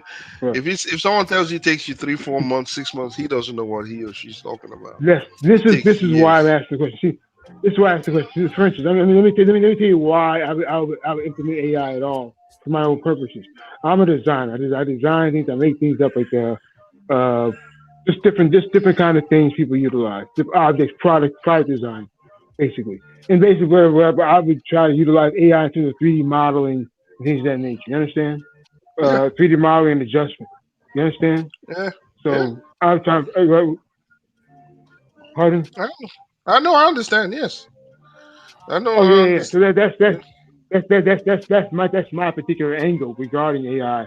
Now, I may or may not have to utilize the 2-3 years of coding or 8 years of coding, learning Linux to you might not to code do right. You just need to understand that basic. But I wish exactly. I wish to be confident in it, enough in it where I understand what can be applied and what can't be applied, what the constraints are, so I can, you know what I'm saying, so I can more utilize what I'm doing, my knowledge of what I'm doing. You know what I'm saying?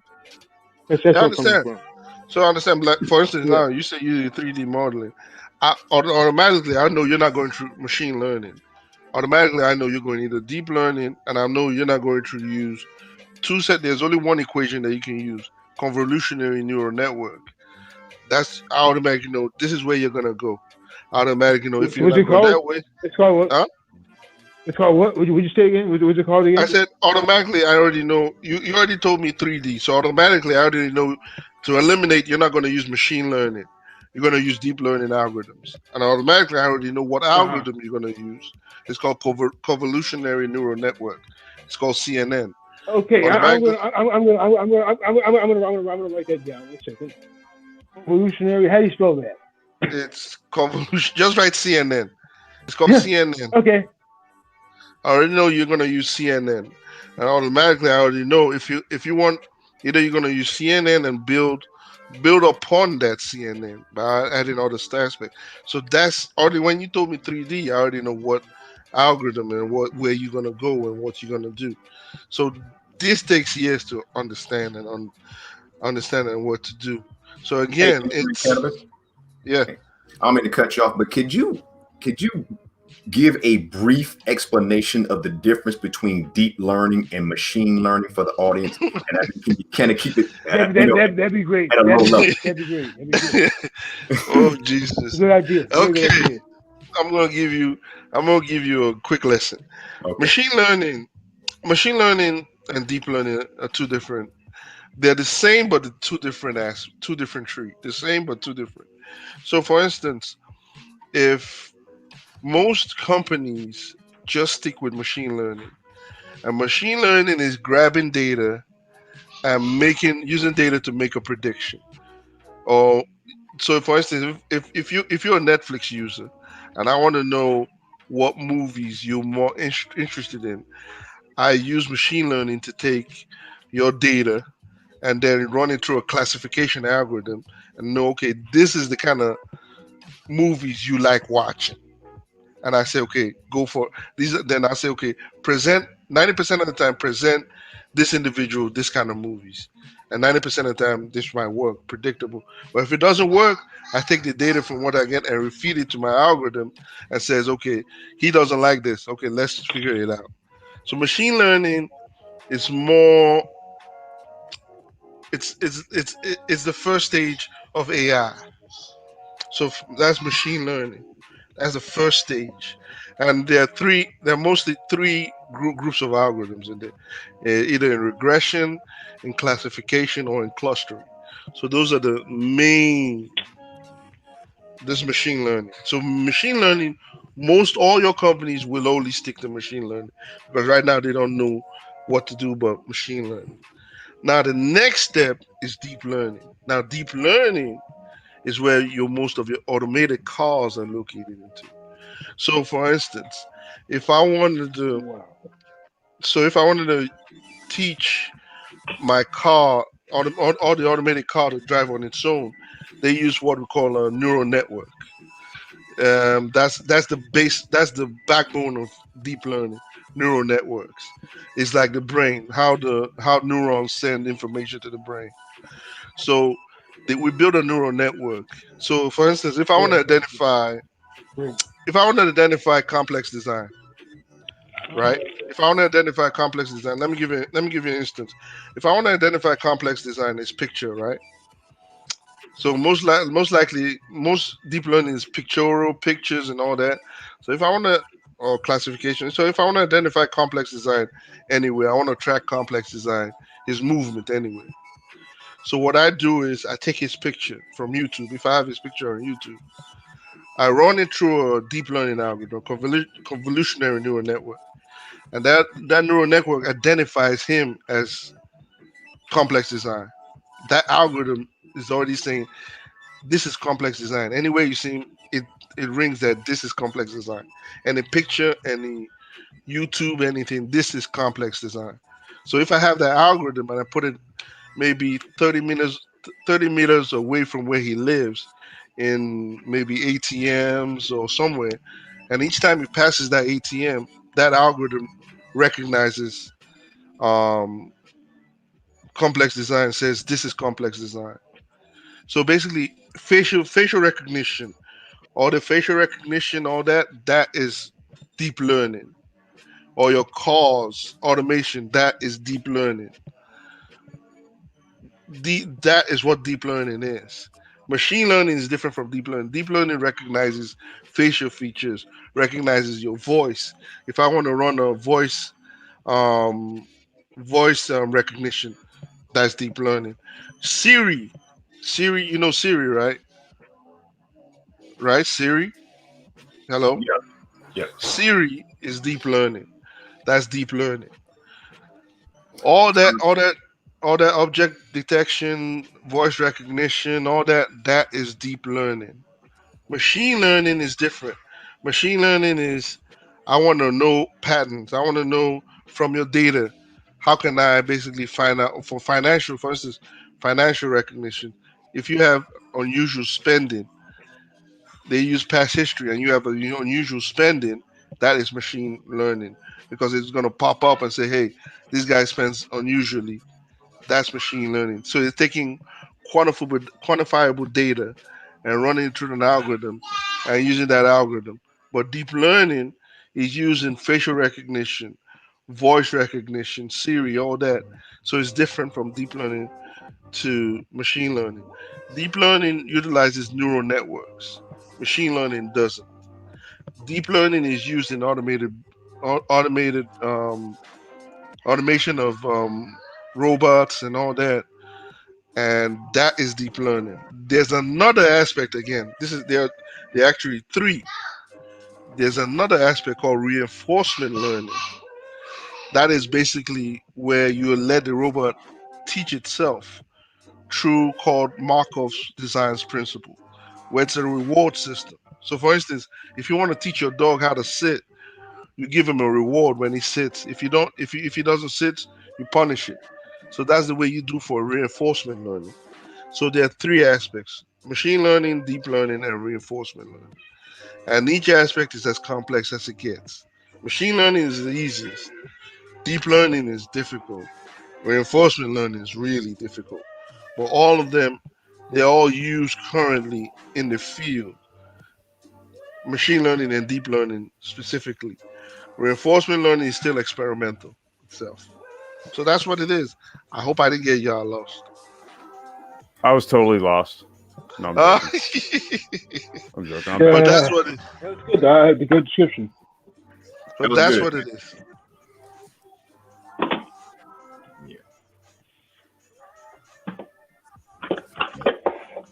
No, that was a really good Yeah, I breakdown appreciate there. Yeah, really good breakdown. And I was gonna say also, bro, because I was listening in, I had to go run to the store here real quick. Um, so like for like doing things like engineering and design and stuff like that. You have to see applications like SolidWorks, AutoCAD, and all that. They have now incorporated some form of what was it? What would it be? Is it Really. machine learning? Machine Or learning, yeah, no, I'm sorry. I'm not yeah. machine learning. Deep The other learning. one. Deep learning. Deep Deep learning. Deep I learning. did. Um, Yeah, I did a lot CNN. of AutoCAD and SolidWorks. Yeah, they did a lot of deep yeah, learning. Yeah, right. So if deep you're learning. using those applications for like design, engineering and design, so there's things like coefficient maximization and all that type of stuff. Like top Formula One teams, the aerodynamicists and all this type of stuff, they use these Precisely. tools, Yes, exactly. right, to basically to basically model airflow maximization before they even Precisely. manufacture any materials. Build a machine. Right. So- They have a computer break it all down. So, for instance, your gaming, Great. like complex design, the gaming, most of it is deep learning. Most of your gaming is deep learning. It Yes. uses a neural network to basically learn from how complex design drives, then makes that decision saying, "This is how complex drives. Is speed because there's only a limited variable that complex design can control: speed, brake, angulation, and all Right. that. Right. So it takes that deep learning and learns from it and says, this is how complex design drives. How can I beat complex design? And he learns from it. But there's another aspect that's been experimental. It's called reinforcement learning that says, this is how complex design drives. I will reward you if you can beat complex design. Any way possible, I will reward you. But That if you was can't and if I'm you sorry, go can't ahead. beat him, I won't give you anything.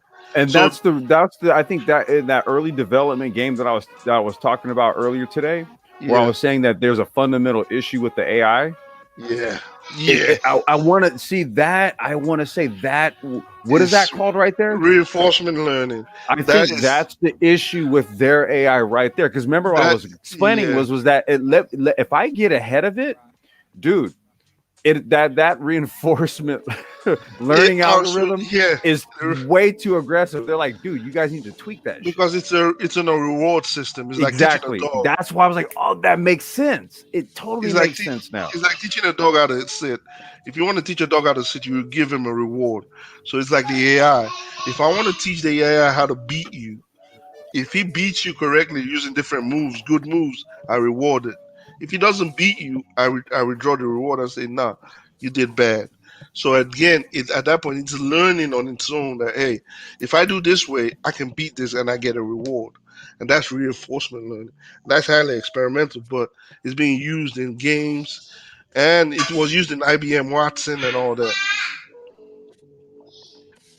So that's reinforcement. That's highly experimental and you have to read that principles, Markov's decision principle. That's why I always like complex design. I like the gaming stuff, but I like looking under the hood on what the gaming is, because that's where the complexity comes in, and that's where the fun part for me comes in. What's under the hood that drives this game itself. So did you catch the beginning when I was talking about Unreal Engine? Yeah. Or you caught it. Okay. Yeah. Okay. So there are two aspects. Either you use deep learning or reinforcement learning. Mm-hmm. Right now, they're still using deep learning, but again, as the game gets more and more complex or more good, we use reinforcement learning, right? Yeah. To basically make it where I reward my AI for beating you by any means necessary. So each time I don't think we can. We can't do any means necessary, because when I play Kartcraft, man, they send you off the damn track. you can do any means necessary, or you can do it has to be within this boundary condition. If you beat it within this boundary condition, that's where the people who are playing the game are complaining, because they're like, dude, I have no problem if he basically outmaneuvers me through a line. The issue here is, like you said, that boundary, because there's things that are being done outside of the bounds of what is done in the in the context of karting, right? So let's just say in a real world example, I pass you, right? Let's just say that I outbrake you into a turn. Well, see, here's what I did. I positioned for space, because in racing, you have to make your passes in space. You can't actually push or bump. Well, that's where it can kind of get into that middle ground. Yeah, that technology can never apply. It is not applied on real life. It can't right now. It's not. What's applied? There you go. What's applied right now is deep learning, right? Where we learn from the driver and then from the environment, and we put it through a neural network. Reinforcement learning, we can't do that right now because it's too experimental and too dangerous, right? Hell, now. I almost want to start up the game and then do a demo of what we're talking about. but that's it. Deep learning is what Elon Musk is doing with his automated cars and all that. That's with the cars, right? Because they basically learn from each other. They learn from the environment, they learn from the driver, they learn from everybody. Right. But reinforcement learning is not learning, it's creating its own thoughts based on reward system. Right, on a reward system. Because it's kind of like you said, like training a dog. So it's learning through a reward system. But again, reinforcement learning it's still experimental, because right now we don't know what he might the algorithm might do in order to get that reward. Again, I already told you. I have a perfect example of what it pushed you out of the road. So we don't want to do that. So I'm like, hey, we gotta, before we fully deploy this, let's reassess how we're rewarding. That's a rewarding system. Yeah, man. I think there might be I think that's not. I don't think that should be applicable for everything, because that can. I don't want to even say potentially. If I'm just to take from what it does in karting, that will produce some interesting scenarios. Let's just say. So the applications AI has a lot of applications. Gaming, politics. I've seen it employed in politics and everything. Let's stay away. I was gonna say, yeah. everything. Well, let's stay away from the politics for the time being. We're In- gonna spark that one back up. We're gonna get there. In The dating, the apps. the apps and dating, men and women. The funny part is most solutions for men and women's interaction are mostly solved by data and AI. And most social scientists use AI and data. Was it Match.com? Well, that was like weren't they the first to have a patented AI to deploy? Yeah. So I was And always then wondering, they were like hitting, they were like striking on something too, because like I think the success rate was pretty good when I think it was like 2006 or 7 when they deployed this. Yeah. So again, what happened was they didn't basically go back and collect more data to reprogram the algorithm, because now a new generation comes in, a Right. new generation of taste and all that. So you have to reprogram the algorithm. So again, AI with dating coach and all that makes me funny. I don't know why. I always say, rather than be a dating coach, why not be a social scientist? Be a damn programmer, man. Yeah, use data and solve most of your solutions with data. But again, most problems you will see in 2021 will be solved with a data-driven aspect. Now, I was going to say, here's the other part to this, right? So this will be something. God, man. You know what? I'm gonna work on it tonight. Screw it.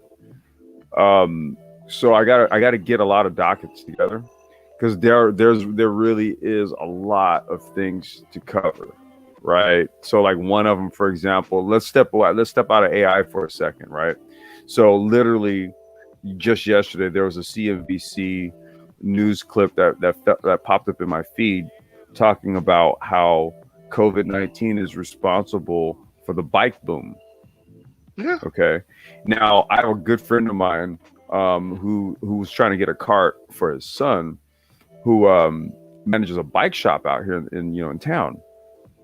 Man, I went over to go visit him, and it's like the only thing they really have on the shelves at this point is just like the uber expensive stuff, like the bikes that are like $5-6 grand and up, but everything is gone. Even right? mini swimming pools where kids play, is wiped out. Like there's like so many benign things as a result of this, right? But I'm looking at bikes. So for example, in terms of like micro transport, right? Because truth be so we got approval to use our micro transport platform for some of the food delivery app services in town here. So we're going to be rolling out another pilot program here come 2021. So these are some of the things that I'm looking at, right? I'm looking at how to, like, what does 2021 look like, and what kind of, like, how are we pivoting to see what opportunities are on the table? Complex, did you see what I put in the chat? Yeah, so the links for the apprenticeship.gov funding. Let me pull this up here real quick. Okay, so go ahead. Good. Tell me about it. I see it right here.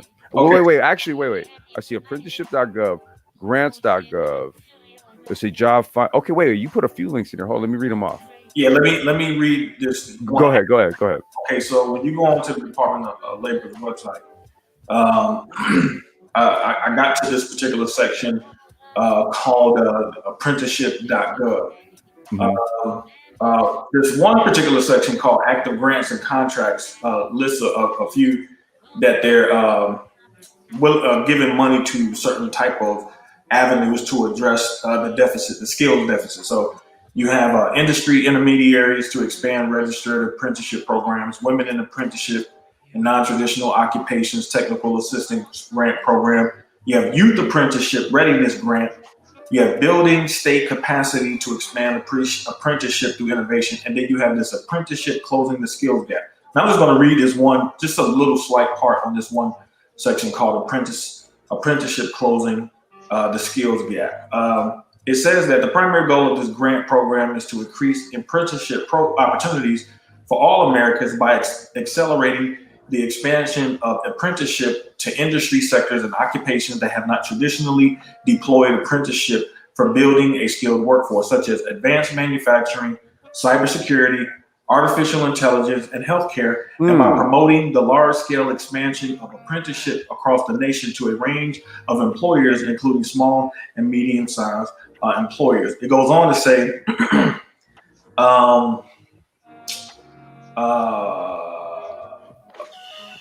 which link? Wait. Which link are you reading from? Which one are you reading from?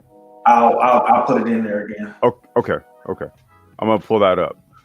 We might have to actually do some follow-up content on these things.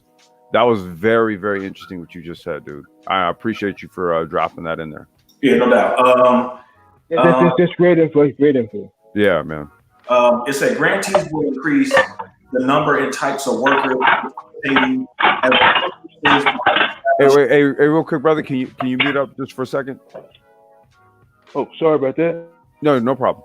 It said grantees will increase the number and types of workers participating as apprentices by establishing new apprenticeship programs or expanding existing apprenticeship programs, creating the training and infrastructure network to deploy the new programs, promoting apprenticeship programs on a local, regional, statewide, or national scale, and developing training activities for an expanded pool of individual apprentices in the newly certified or expanded programs. Now, I'm going to just read just a few of these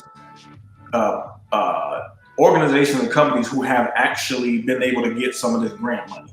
You got it. Go ahead. It's been over like $99 million. Go ahead. One is the American Association of Port Authorities. They got a $5 million, almost a $6 million grant.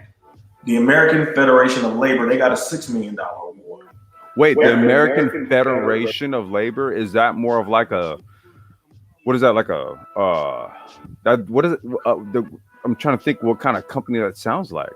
It's CIO. I'm sure these are just small organizations. Right, that's what I was going to say. This isn't. This represents a group, right? Right. Yeah. It represents a group. They got this healthcare. This one particular company is called Healthcare Career Advancement Program. This is they got a $4 million grant. They got a couple of community colleges that have gotten grants. So the point is, they got a grant, and then they turned around and sponsored college programs. Yep. Oh, really? Yeah. Yep. If a group, I believe. This is what I was talking about earlier. This is what I was talking about. A small group, like, okay, for instance, like the Black Brain Trust. You have a couple of group of people right here, open an LLC, Black Brain Trust, apply for this shit. Engineering cannabis. That's wait until after 2021, and we're gonna be talking about that. Right. Hey, that's why I'm like, bro. Wait a minute. What did you just drop, bro? My hair is standing up. I'm like, dude, let me get them links because. Yeah, man, that's why I was like, dude, wait. We're gonna be building content on this. Oh my god. If you have accredited people with, again, people who can actually teach and say, okay, I have this backing.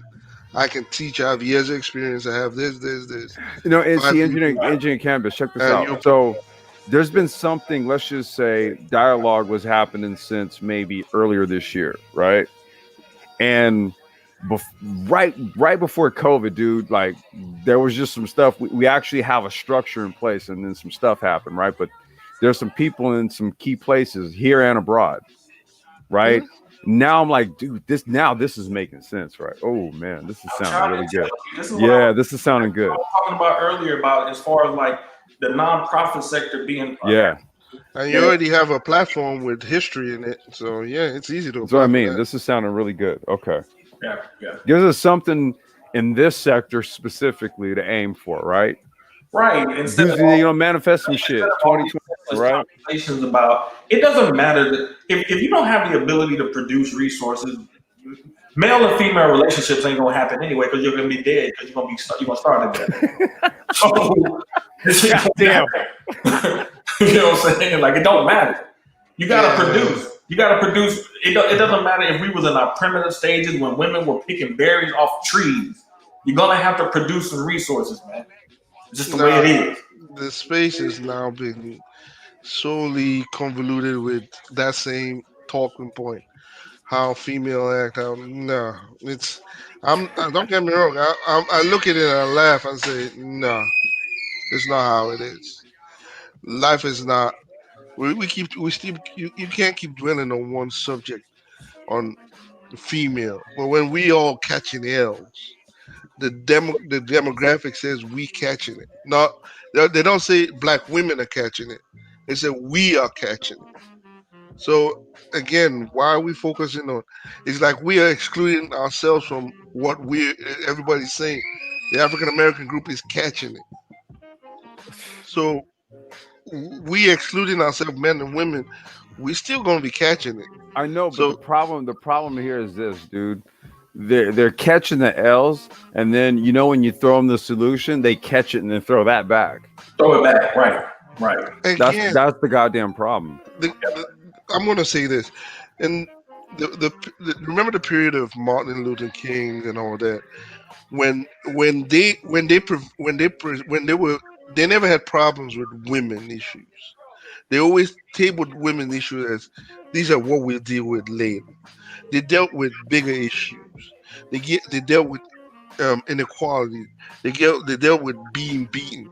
And when they were beaten and all that, they came back. The women looked and said, "These are our men getting beaten and fighting for ourselves. We can't fight. We can't be fighting with them. We have to fight. We can't be divided. We have to fight with them. We have to make sure we're with them." But what I'm seeing right now is we're not fighting. We're not fighting the fight where we need to fight where our women will say, "Okay, these men are fighting." No, because too many men want payback. Too many men are looking for. I had a dude I used to do business with, and one of the main reasons why I stopped dealing with him was because he was still locked in that mentality. He had some things. He had some business that was interrupted by particular females he had dealt with. Relationship issues. Yeah, and so, and I was telling him, I said, "Look, man," I said, "would you rather have lost $600,000, or would you rather have lost $6 million?" And I just tried to give him a perspective, like, you better be glad that you didn't even build it up to get to that point. I said, because if you got to that point, you'd probably killed him and we wouldn't even have this conversation. Like, so if they not willing to roll with you and they knock you off at 600,000, man, thank them, shake their hand, and move on about your business, because you can make that money back. You can make it back. You can make it back. I mean, I'm not saying that he shouldn't have been angry it happened. I just told him, like, okay, you angry, but we got the answers. We know what we're doing as far as this business stuff. I'm like, man, that ain't nothing. That's chicken feed. I was like, so just like, but because I kept telling him, I'm like, you think you want revenge? I said, you might see some stuff, man, that really shakes you to your foundation, thinking that you want to go out there and see revenge. At this point, it's just very simple to me. The productive men have every right to withhold their resources and their productivity for a better deal. Now, if that better deal is in another country, hey, so be it. Hey, it's not our responsibility to get these women right. That's their individual family's right. Isn't that just called doing shrewd business? Right, that's just shrewd business. It's just shrewd business. All right, that's it. It's not. It's not personal. You're not trying to get revenge. You have every right to use your productivity to leverage to get the best deal for yourself. Just like women can use their beauty and their assets to leverage the best deal. I have no problem with a woman doing that. I have no problem with her doing that whatsoever, as long as she's trying to get a deal and not playing around. But so the reality of the situation is that too many men, they're looking for revenge when you got opportunities like I just posted in the chat. Like, there's money out there to address these issues. There wouldn't have been a Reginald Lewis if you didn't have the Rockefeller program that was going to the HBCUs trying to get some of the black students from HBCU. Wait a minute. I need you to rewind. Say that again. There wouldn't have been a what without a who? Reginald Lewis without the Rockefeller Foundation. He took part in this summer program. One of the shootest motherfucking businessmen on the planet. Right. Rockefeller, that guy? Right. Okay. All right. Reginald Lewis took advantage of a summer program at Harvard where the Rockefeller Foundation, Foundation was trying to get more of the HBCU students to come to the Ivy League white schools for the higher education, stuff like that. And so he took advantage of the program, and that's how he decided he wanted to go to law school. And he's the only person in the history of Harvard University to actually be accepted into the program without formally applying. So that's nonprofit type stuff right there. You know what I'm saying? So we have too many of us out here are not using this particular avenue, where a whole bunch of other people are using these avenues. Schools get private public grants all the time. They get all the time, dude. Look, man, one of the things we were trying to angle for was a grant. I mean, like so many institutions basically build their foundations off of grants, bro. Right. Jesus Christ. My lady was a grant writer, bro. She was a grant writer. Bro, the money that's coming into these non-profit, because colleges are most of them they're the biggest non-profits out here. Yeah. Them in churches. Bro, they set up as non-profits, and all that money that they receive is tax-free. Yeah. So now the question, now we know all this, but why are we still focusing on the minute topics? No. That's the whole thing. Where we aren't, because what Rael posted and what I was kind of referencing how to leverage this, right? Because I'm like, well, wait a minute, because I'm talking in general. Generally. Okay. Why? Okay. When you say you're talking generally. Generally, why in this? I came to this space with the idea of this space should evolve into more of how do we make solutions. Rael brought a solution up, and I just thought of, okay, why not Black Brain Trust apply for this and do this and do that? So these are solutions, but what I see right now is more of we are trying to say women are issues, or so we're focusing more on the social issues rather than more of the financial issues. We're focusing on dynamics, on how women should act, or when we should be focusing on how can we make sure the next generation doesn't face what we face. How can we make sure the pandemic next year doesn't wipe out 50% of the Black businesses?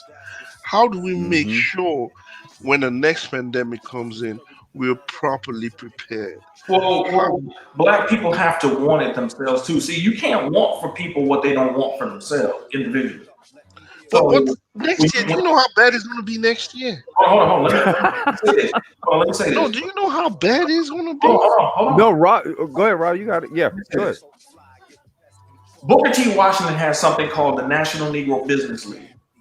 It was a networking, basically, co-op of Black businesses in the early 1900s, where he wanted them to pool their resources so they could help each other as far as advancing their businesses and becoming more profitable.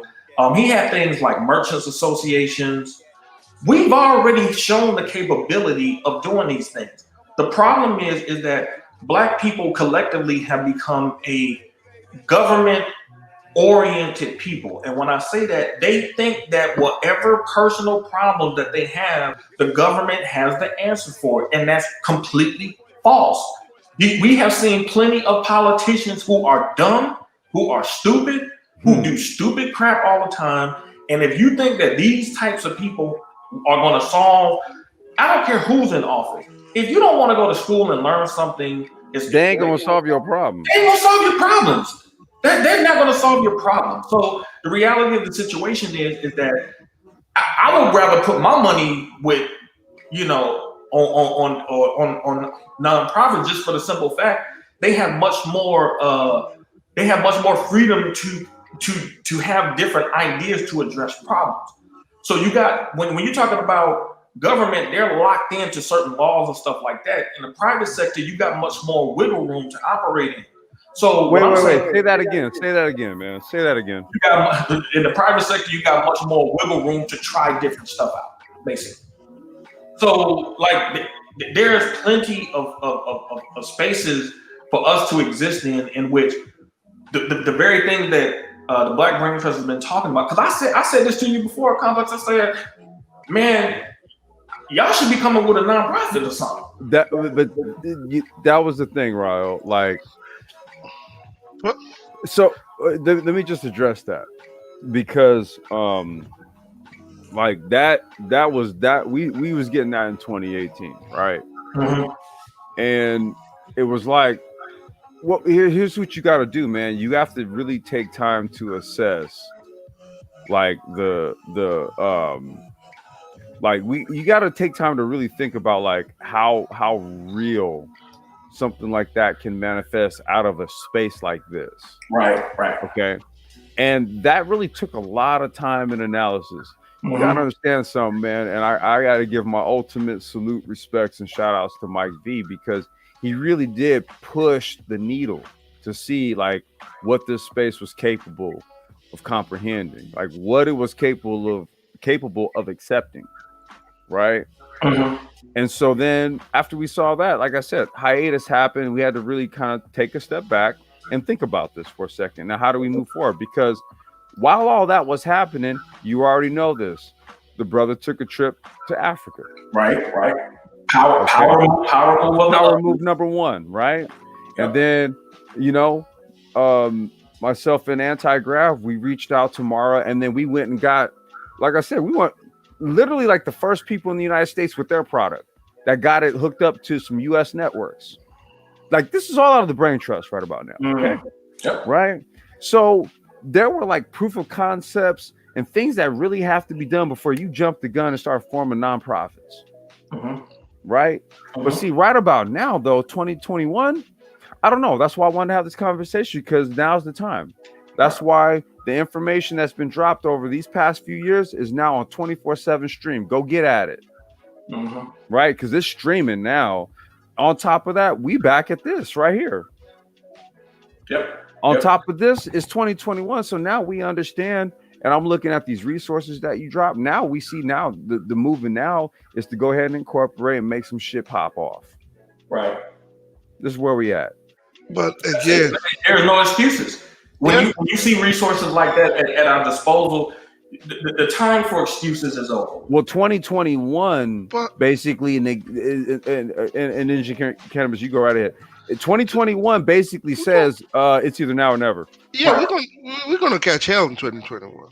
We have the Senate, the money or the whole hiatus and all that for the rent, and it's gonna end 2021.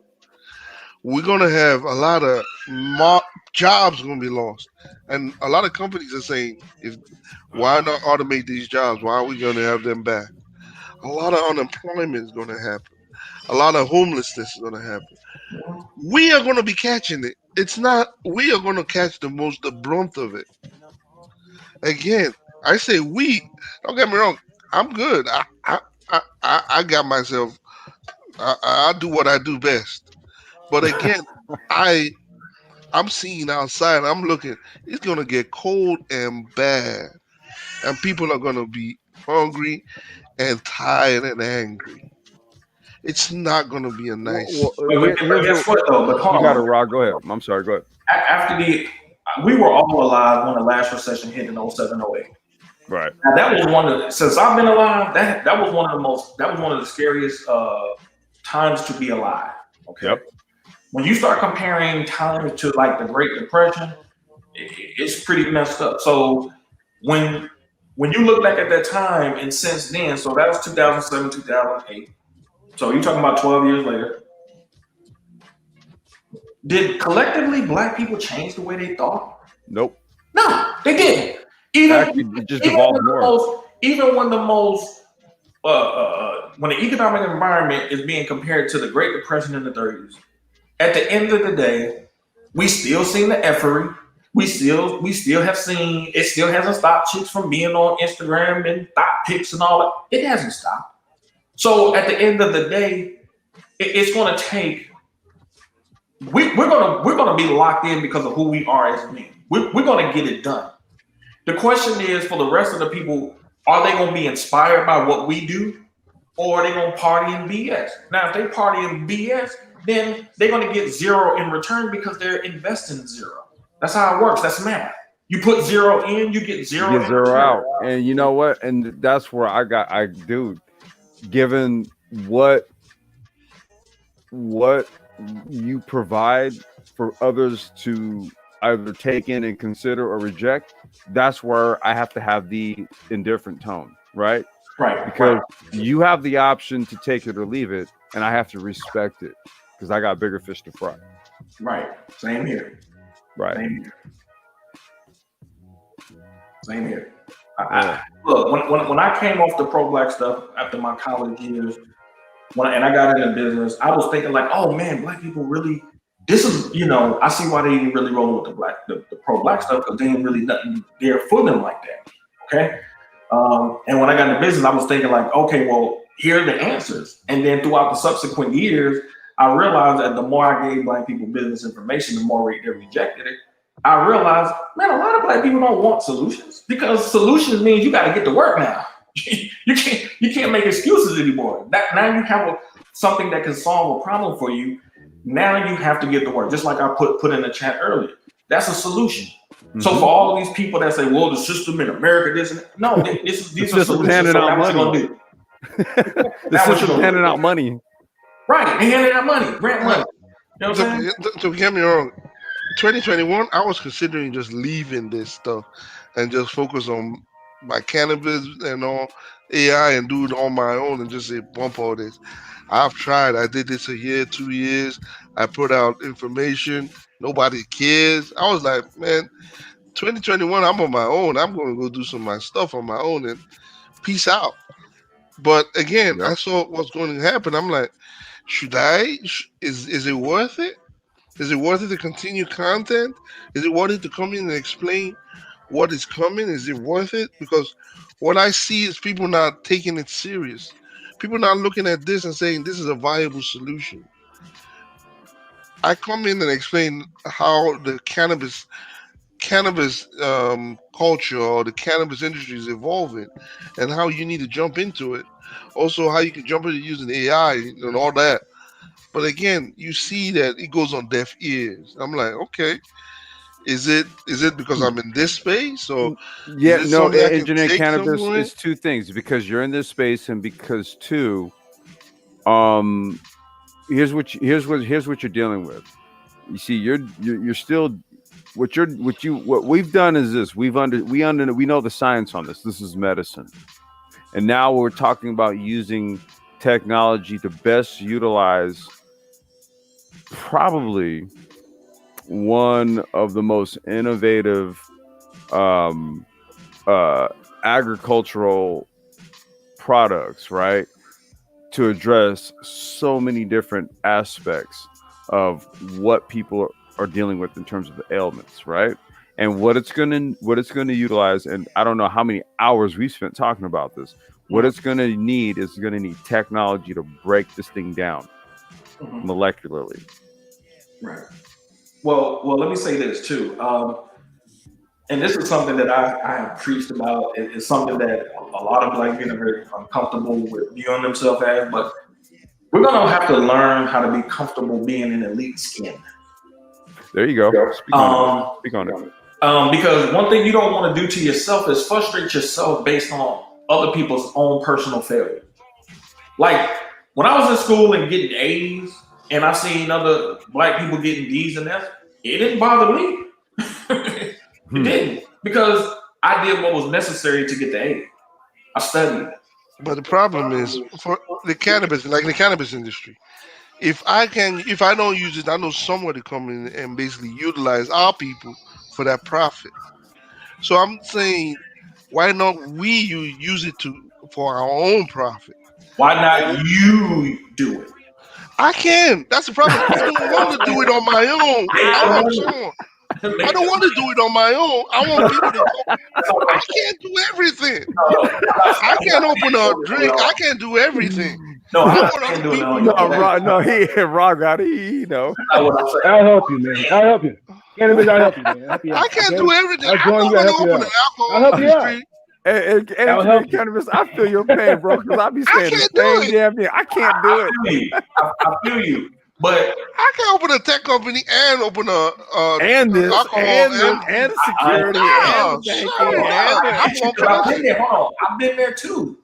But to me, there's no greater education that you're going to have out here in the terms of business than starting a business from the ground up.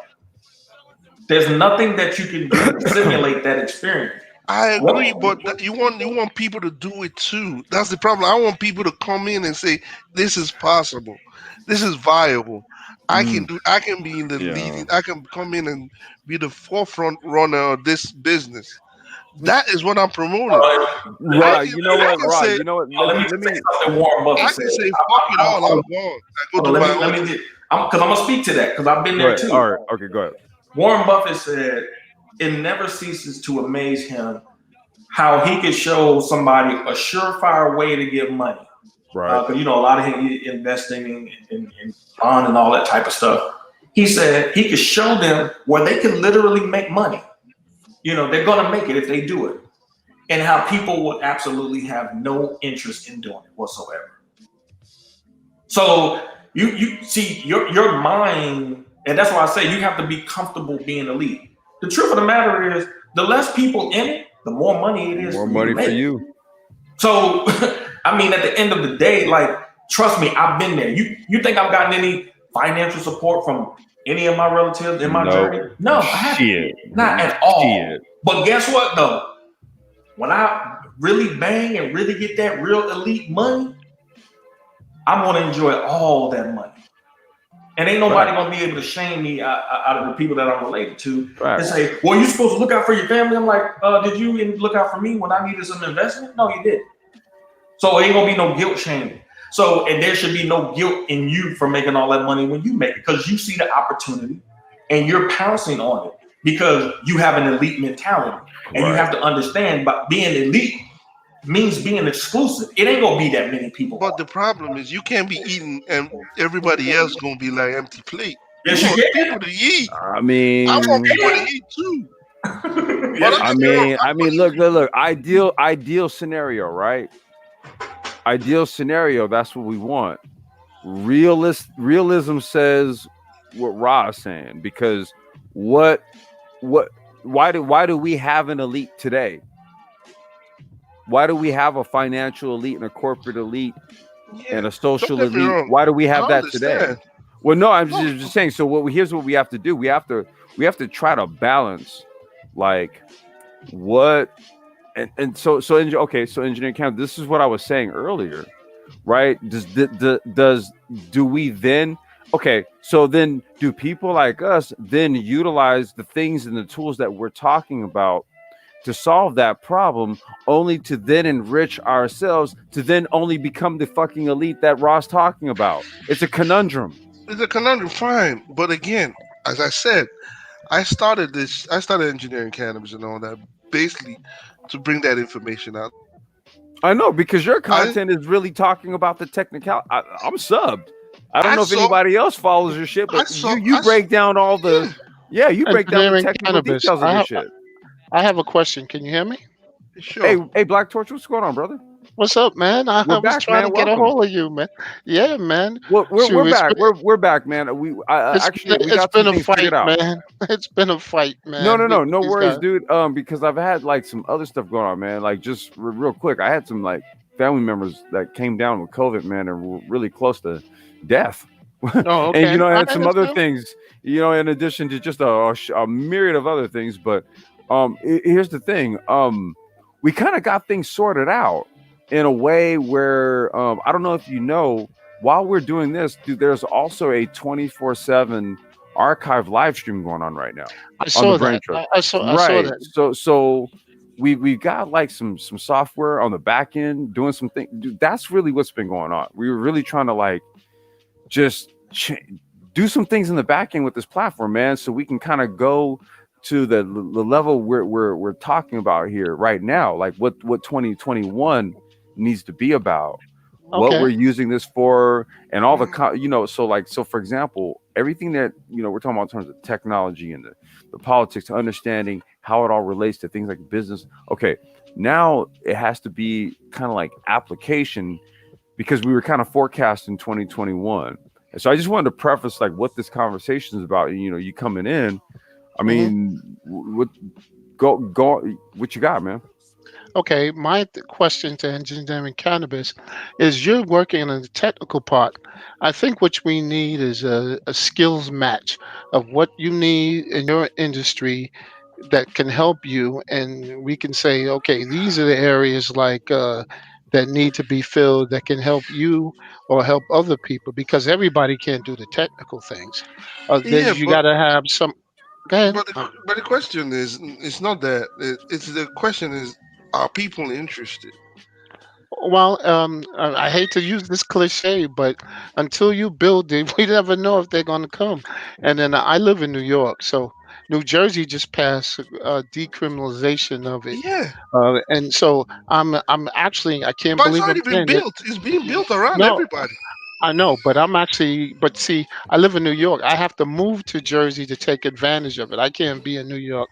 See, so I'm Yeah, thinking about doing that. But the issue is, say, for me, I'm not in the, I don't know the technical ins and outs of growing, harvesting, but I think I can do other things like maybe the financial transaction part because I think that's the biggest part that they can't with the money things. yes, So That's one I'm of the trying. main things that yeah, engineering banking. speaks to. Yeah, Yeah. I can't do harvesting and growing. I do the tech. he does the tech. That's why I Oh, see can't okay. do the area that we had largely discussed and the areas that growing. I tell people and not to grow. yeah, that's what I was going to go here, engineering. So the angle that he takes is largely the sectors where we see the largest growth trajectory. Because if we're talking about the agricultural aspects of it, bro, Hmm. we've already broken it down. That's locked down. Yeah. Okay. What engineering cannabis is talking about, and I want him to expound on this, is in the area of literally where you're talking about. Yeah, Well, that's my your expertise. the financial side. We don't have That's good my banking. expertise, and that's what I'm. And along with security, I could. Yeah, Okay, so security, wait, banking. you know what? Let go engineering. You got it, bro. You got it. So right now, the banking sector for the cannabis doesn't exist because right now we're trying to even pass through Congress the Banking Act, where the cannabis industry can actually use banks. Right now, we can't even use banks. Most money is stored in safes. Right. So And I was thinking, could we use the same thing that they use like in New Jersey? I'm talking about New Jersey. Can we use the same thing like they use the Public Bank of North Dakota? That model to build the thing in New Jersey and then you can replicate do it, that and say, but the yeah, regulations. Remember, it's still regulations. It's still federal yeah, but Right. regulations on that. but we're not transferring money interstate. We're But just gonna hold No, that again, money. that's why the Yeah, security aspect comes in. right. There you Transferring go. money. Right, but You're that's gonna what I'm trans. saying. We're not transferring money in the state. See, the laws are if you try to transfer money interstate, that's where the issue is. If you keep the money within the state in the public bank was per se, I'm trying to make sure I So get all wait. Just so I understand, so the legal the legislation, and we're gonna have to parse this out, right? Because Mhm. the problem here is we're doing banking. Right. This is where engineering cannabis is saying Yeah, there is no banking infrastructure yet because of Fed law. Fed You, law. Yeah. we can't actually do deposits and transactions Well, with that's Fed kind of law. like a gray area because Whoa. Okay. So let's stop right there, right? Because Mhm. now you're talking about California, who's been doing this since the mid '90s, right? So now, Mhm. right, like I can tell you everything about it, but the solutions are actually going to be in what engineering cannabis is about to tell you. So the laws are you cannot again. The banking law basically says that if you use cannabis itself as a business, the laws in banking the gray area. It's very small, but Mhm. you can't have any transaction across state line or anything. Basically, it's illegal. That's what I'm talking about. But if you don't do transaction along state But the line, question Well, is, you but you have right, to you wait, do gotta wait. listen. transaction. You gotta listen to him, dude. This seed, how are you gonna buy seed? How you Oh, gonna do? You have to do transactions. You in out of state line because again, you're dealing with. You can't just keep the money in one aspect. okay. We I'm not a already thought of financial this. guy. Wait. No, because you're talking about transferring money. We're not Yeah, going to transfer money. Each state, each independent bank in well, I call it, let's say, cooperative association will collect its own money, and they don't send money across line. They It's not about send, across lines, though. Here's the thing: how do but you what kind of banking institution can you put it it's in not. when banking is regulated by the Fed and according to the Fed, it's it's still illegal. illegal. Well, So right. So I'm trying to explain to you how I'm just, California. no, no, I no. know. I get that. Okay. I'm just trying to go, like, because there's the ways to you can do No, there what are you call ways. it. Don't get me there are ways. There's a ways that you can because you don't send money across line. It's not. It's just like, go It's not ahead. No. circumvention. We Complex. want to make Let sure we're them finish. using the right words, though. We just want to make sure we're not using circumvention. Yeah. That's very careful. We're going to be No, no, very no. careful. I'm not saying that. I'm Okay. just saying that you can use a different form of. You need to buy seed. You send your requirements that you need, and that person goes to the corresponding bank in that, well, not bank, that association, and he withdrew that, and so forth, and so on. So you have it like, I don't know how to explain it to you. It's like a what is it? It's like, I don't know if you know this thing, and we have this thing in New York with the Caribbean people, broad hair. It's called a susu. Yeah. I know what susu is. You're right. Yeah. So basically, but instead of you giving the money to each other, you give them in this process of like barter services. Well, So But but you see the go ahead, complexity engineering. with it, right? You see yeah, how but the gray line. You're narrowing the green. Right now, the FDA. Do you know the kind of laws right now they're wrapping up on the banking side? The banking side and everything is so wrapped up in so much litigation. There are people going to jail for That's them why I was trying. like, we've covered this uh, extensively. That's why I even really for want him to break even this for down. barter services. I mean, people are going to Yes, jail for everything, literally cannabis, everything. anything. Yes. Really, I People didn't they're think you knocking were their going. door and busting in and taking you Okay, to jail and doing big boy time, fed big boy time. There are okay. people Well, going to I'll jail. stand corrected. I was, because I didn't think that they could, if you barter I even see services. I even see What? people going to jail for legal CBD. Yes, was No, no, yeah. I'm That's not talking why. about Legal that. CBD too. Look, this So is they're the. going to Here's the jail for thing. legal CBD. Now you're trying to do FDA controlled illegal cannabis. They're going for legal. They're going to jail for That's CBT, legal. and now you're trying to do FDA controlled substance. You will do big Mm, boy time in jail. well, This is why. it's a theoretical. Yeah, it's good to have this talk because we can flush out all the, Oh because Well, right no! no, now this is why I want him I've to talk seen about this. I want CBD. him to talk People about do. They fintech. stop trucks of CBD and hit you up and say you're going to jail for illegal substance. You're going to jail now. What that Illegal this is why I FDA. want him to speak to the fintech side, Yeah, right, that's what I'm saying. The and the technical side, security side, because these are the two areas. That's why Bitcoin, I was just saying. I was cryptocurrency, saying Black Torch. blockchain. Just hold tight because these are the key areas that engineering cannabis, since he got involved with this platform, those are the key areas that he is focused on and said that look, Mhm. we must get in these sectors of the cannabis industry because all of the other sectors, like I said, if you want to get into agriculture and all that, have at it, right? There's a lot of bureaucracy, there's a lot that you're gonna have to do to get There's a into lot of that. bullshit to be. But There's a lot fintech of and bullshit. security, engineering Fintech, campus, you got it. fintech. Yeah. Okay, for instance, you trying to go into the tech. You want the financial side. I always tell people focus on the fintech side. What kind of ways can you go in there with blockchain, cryptocurrency, all that, especially within the cannabis side? There's a Mhm. lot of opportunities within fintech and financial Mhm. technology. If you want to go into security, what kind of security systems can you design for the cannabis industry, where you can monitor not only the cannabis itself, but also the control of the cannabis itself and through regulations? How can you help regulations in the cannabis side, which why I always talk of blockchain? blockchain can help regulate the cannabis itself, Well, regulation itself.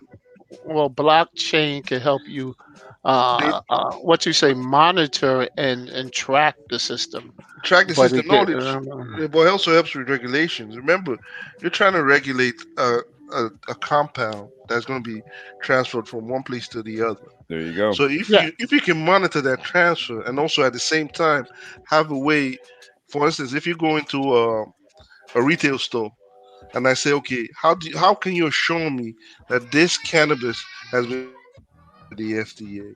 If you put that on a blockchain and you have a telephone app that can say, QR scan that codes. and scan it and say on a blockchain that this is FDA approved cannabis, and if he scans another one, he says it's not FDA approved cannabis based on the blockchain, which cannot be hacked. Is that not a technology that is going to Well, basically regulate? be careful of that about can't be hacked, because Okay, yeah, obviously the mathematics yeah, behind it, I know. I've yeah. built it. So If it can remember, be blockchain is based on hash values. on, So yeah, I know so how. Yeah, okay. Let's. I don't want no, to. But yeah, yeah, we won't discuss it now, but it's Well, no, I mean, okay. if that system is already being employed in states right now, I this was going to say blockchain there no, are I'm not. there's already you already have companies in is California, employed right? in the states. That are already using it. That's why I'm That's like just like you gotta we're that's just already No, one no, part no. of the tech. yeah I'm we're just already at the stage now where we're really looking at how to leverage right our Existing own. tech. There you go. Where we're kind right. So, of we're past for that point. instance, AI. How can I use AI to limit exposure of pesticide or bacteria or anything to my crop? How can I use Hmm. AI? If I eliminate people, people are the number one transmitter of infectious diseases to crops. So if I eliminate people and have automated robots running my whole crop field, which it can be done, that's Yeah, easy. you can do it. You can do it when industrial IoT IoT, designs. yeah, you can Yeah, do it. yeah. So But if that's however, like, there is a thing that even if you have industrial and you have your process down all over the place, there is one issue. The issue is uh, how do you guarantee that the data, since you don't have any real humans in the system, how do you guarantee that the data that you're seeing is actually the correct data? Well, Uh, we there's okay. automate the whole So system. If you automate yeah, the whole go ahead, engineering. You got it. if you automate the system from, okay, well, for instance, you said how can I assure it? The same question was asked when they told me how can you assure your cannabis is basically um the right concentration from farm to the point Well, to the it's a point of seed to sale. sell, is it? Seed to Yeah. sell. So if I eliminate the human contact of that and automate that human side, where the mhm. farmer or the individual who runs the testing lab, if I automate his side, how am I not sure that that my Okay, so data is what? not? So Okay, let me ask you the couple of questions. What happens if you have two? Because things happen. What happens if you have two batches with the same number what do and the you mean same two ID batches? number? Okay, so Okay. let me let's well no, I was gonna say let's answer that question because again, what we have to do is we have to look at pre-existing farms and how they operate. Okay. It's how it is that we're able to source like the specific hemp strains that we have for our company, for example, right? Everything Hmm. is already QR coded. I have an entire compound profile of that plant. This is how we're able to verify what engineering cannabis was talking about. All you do is you take out a phone and literally we have a QR code. I give you that QR code. Guess what's going to come up? The lab results that have already been signed off. This is how you verify it. Each plant within the growing environment has a QR code attached to it. You do it at the time when you put the plant. Engineering. It starts when you actually pot it, right? When you pot it, you basically put a QR code. Right. If you Right at Well, the are you time you putting it? pot it, you put a Time QR out. Time code out. on it. Time out. Time out. Because a QR code is what I believe. Either you have to put it on a on the medium that you can't put it on the physical plant. No, you put it on the pot. That's what I'm saying. So in the therefore, growing environment, each pot has a QR code on it, right? right. Like So I the can send you medium. videos on how they break all this stuff No, down. no, no. So I understand. It's the right, same. It's the same thing where we it's have in that's other. Hold on. Let me get what I'm talking about. It's the same thing when we have a package that's being delivered, and somebody intercepts the package and puts with the same package with the same QR code and substitutes something else in there. I'm right. But Remember, just see, you when said we're curious. talking somebody. right, but You can't No, say in somebody. this specific regard, when we're talking about cannabis, to answer the questions that you're saying, there's an actual process that's already been set forth. So it's not really actually a reinvention of the wheel. There's an actual process that's employed, oh and you no, already I'm have just. companies like Paragon Coin, for example, right? We already have an Mhm. Ethereum-based blockchain that does exactly what you're talking about, and engineering cannabis is speaking to exactly what those process. It's already in place, and so we're just basically trying to explain how it's done. Oh no, I get that. I'm just curious from the because unless you can barcode the actual plant with the DNA, you can never really That's guarantee. exactly what's done. That's why I said when you scan our hemp strains, for example, I have an entire compound breakdown. It gives you literally Yep. to Using the the GC compound, and code, there's a using breakdown of every single every compound compound that's there. in the Go ahead. gas Go ahead. chromatography. Uses a Go gas ahead. chromatography, puts it in there, tells you the exact chemical constitution of the plant, and tells you based on that tag, you know Yes. what the chemical constitution of that plant and the THC content. That's the Yes. law. So That's the it That's the law. actually law. okay. The So it THC. actually okay. So No, I'm just curious. So it actually follows every time they do that. There's a recheck of that to make sure it hasn't been and that's substituted. why I said if you put it in a blockchain, it's always there. Boom. It doesn't change. Matter of fact, I want to say Black Torch. There's a cannabis live stream that we did on this channel here, where I actually showed a lab result. I actually showed a chemical analysis of one of our strains, and it literally broke down probably how many engineering campus, how many compounds do those lab, is it like 30? It's like 30 That is, something. yeah, they're 30, but they're 150, but they're 30. It just shows you 30. There's just 30 of them, and the thing about it is that the main thing is that when they do it, the THC, what That's the makes it legal, right? It all breaks it down to what that percentage point is. It has to be under Okay. 0.03. So they do a PRC. Okay, got you. Right. PSGC, gas chromatography, PLC, yes, they do all Yes. that.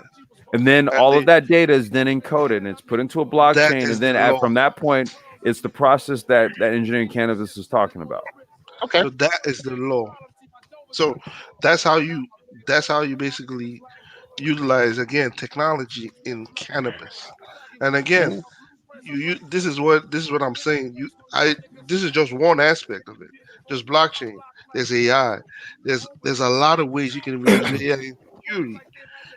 You can basically become security conscious or your whole plant, your farm, your transport. There's Mhm. a lot of ways you can do things, especially within tech.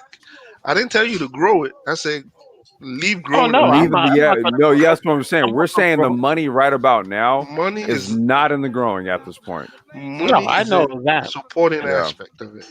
Right. The Like tech, even that the guy was they financial. showed a show, a guy in Colorado. He was a vet, came back and he started an armored car company just to collect the There money you go. Like and going that's back where and forth. in California, that's where a lot of these ex-military dudes. Oh, here. So let's just throw this out here for a second for any ex-servicemen that are listening in on this live stream that want to get some ideas. So there's this group of guys, I forgot what they're called. What they do is they literally build turnkey. They build turnkey agricultural systems utilizing converted shipping containers for cannabis. So here's what they'll literally do, right? When I say turnkey, it's like you go to them and you say, "Hey, look, I got my licenses together. Here's what I'm incorporated. Here's what I want." They say, "Okay." And then what they'll do is they'll come to you with a business plan, right? They'll literally have a 3D model that's broken down, right? So there's a Mhm. security fence based on the property that you purchased, right? So then what they'll do is they'll have the security apparatus where they high level like fencing or barrier systems, right? Each of these things have wired security cameras, vibration monitors, microphones, all this type of stuff, right? Then they have this roaming drone system, right? So the drone system have these high power cameras that kind of fly, and then what they do is they set a geo map around it. Yeah, geofence map around the premise with these high powered cameras. So any would-be intruder wouldn't even know that there's a drone flying around because the drone is actually away, but it has a high-powered camera that zooms in. Okay, it's not above where they can just like take the damn drone out or anything, right? Well, So if it's a real sophisticated attack. Well, this is what I mean. Well, here's the deal, right? This is what's employed in the state of California, where it's been going on for quite some time. And no one's really trying to go there yet, because all I'm saying is that is not the primary form of like defense from anything like that, right? Because you have people on site.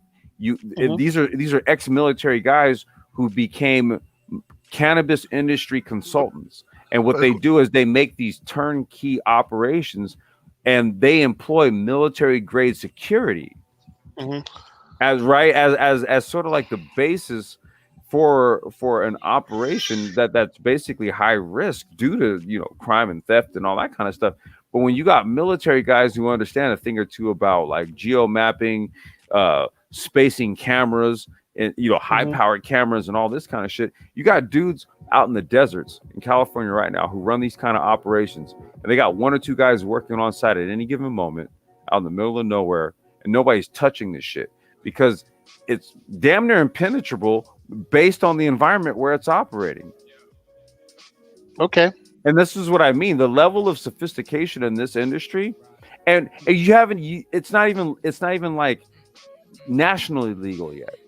What I mean, do you realize like what type of industry consultants, right, have solutions? I'm saying this in air quotes, solutions. There's a lot of people that have some stuff on the books, ready to deploy it in industry. Guess what they're waiting on? They're waiting on the country to get its goddamn act together and legalize it. But as soon as that happens, you're going to have all kind of ex-military contractors that bolt there, and guess what they're going to do? They're going to provide their security services, and you're going to have all these guys that are going to provide their fintech services and all this to a burgeoning industry. So what's going to happen? In New Jersey, like I said, it just was legalized, and right. And guess what they're going to do? They're going to do the same thing Colorado did to California. As soon, because California, see, this is the reason why I'm kind of speaking from this, because here's what California took all the lumps. So everybody else who legalized afterwards, guess what they did? They just went to California and just said, hey, how do I do this? How do I do this? How do I do that? Oh, awesome. Thanks. Same thing is going to happen with Canada. America is going to go to Canada and say, how did you legalize this federally and still make a profit? So again, it's you just need the tech industry, finance industry, agriculture, not growing, aeroponics, hydroponics, all that, it's good. But learn it, know how it works, then go from there. I'm learning every aspect of it. I know every aspect of the plant itself, but learn it, know how it works, know how it grows, know every chemistry behind it. I literally just harvested some like a week ago. I still live in New York. It's still illegal. So, but I seen those videos on YouTube. The guys practices on tomato plants. What are they practicing on tomato plants? What are you talking about? Yeah, because legally they can't do it on YouTube. So what, like hydroponics? Hydroponics. Aeroponics. Oh my God, really? Yeah, they have to. Yeah. I was about to do aeroponics and hydroponics on my channel. Yeah, I was gonna say aeroponics. Are you familiar, Engineering Campus, with the Cracky method? Yeah, I'm trying. You are really? Yeah. I'm gonna be doing that. For this year coming up, I'm gonna do that. I'm doing Cracky method. I'm trying to do all that, and I wanted to do it in my channel, but I said, man, I don't see anybody interested in all this. So do it. No, here's what you do. You do it, and then what we're gonna do is we're gonna broadcast it here. So just make the videos. I'm gonna be doing it too, and then we'll do like some, I don't know, like agri-tech live streams where we're actually, like I said, like this platform now is going to be about like application of of the things that we know. So the technology that we speak to, like here's what I find. I think what it is that we say all of these things that you could use it for, but then when people actually see it being used for that, then maybe it gets through a little bit better, right? But at the same time, though, for me, it's kind of like, all right, well, this is me actually doing the exercise, so I'm kind of learning in the process a bit myself. And so this is where you get like, proof of concept, case studies and all that. So I'm like, screw it. I'm down for really taking this platform in a direction now where we are now doing not only real-time discussion and modeling of these type of technologies, but we're also experimenting and testing, and we're putting it into application. And I think that's the next phase for what it is that we're trying to do. We've always seen this for this platform any damn way. It was just really kind of just figuring out like how it was going to work, because we didn't really foresee it like this. So sometimes you have to kind of just let time, tell you what to do next. You know what I mean? And I got to tell you, I'll tell you right now, with a lot of the okay, so here's the thing. The way we were doing the live streams before, right? If we would have just kept doing it the way we were doing it, we would have just gotten the same thing. And when I was digging back, dude, when we set that the 24/7 stream up, look, I think I said this in the last live stream. There was a stream that was played, and while I was testing that 24/7 stream, and I was sitting there listening to it. This was a stream from November 2018. Mike and Lionel and Mike basically called a first quarter recession for 2020 in a live stream that was done in 2018. Okay, I sat there and thought about it, and I said, you know what? These dudes actually predicted 2020. I wasn't even there for that live stream, and they predicted it. And I was like, here's the odd part. Only 112 people actually checked out that live stream. I said, you know what? There's too much stuff that we've said for this to just sit there like that. I was like, you know what? Here's what we're going to do. I'm going to stream this shit 24/7. You going to get this. You're going to get everything we've already talked about, because 2021 is going to be some next shit. So everything that we built up to this point, it's going to be on constant play, and you're going to sit your ass there and you're going to soak it in because it's planned. So there's no more excuses. We already put it out there. What, Rob, was that you? Yeah, that was me. Hey, you got to go ahead, dude. I'm sorry. I'm going to step away for just a quick second.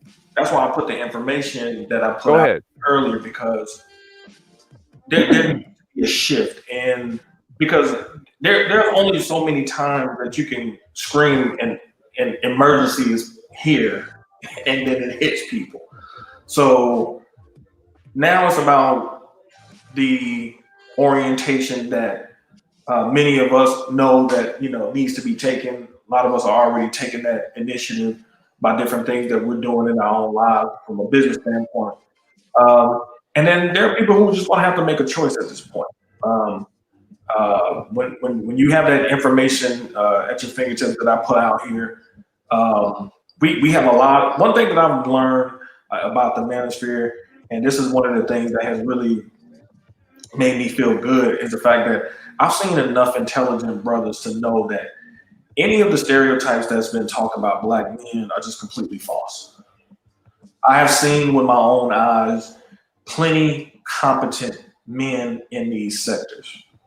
As it relates to the younger men who didn't grow up with male leadership in the home and things like that, the good thing about not having that experience is that there are going to always be men around to try to imbue in you the things that you need to know and learn to help you on your journey. Because you're never going to learn everything you need to learn from your parents and your family as far as your relatives are concerned anyway. A lot of things that you're going to learn are going to come outside of that too.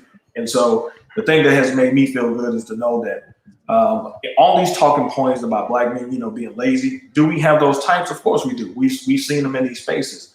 But the thing is that when we've seen those types of men in these spaces, they've been shouted down. Women might can go on women's spaces and make excuses all day long, but men can't come in these type of spaces and make excuses. When we put out this information and when we put out these resources that people can look to, we do that as men to expose the people who are really playing around.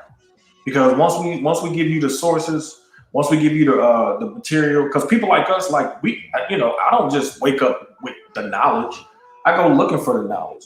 But because I have the internet as a tool to extract knowledge and to find resources in terms of information that can help propel us in our lives, when we put this information forward, now men are going to have to make a decision. Each individual man is going to have to look at himself and see what is his plan short term and what is his plan for the long term.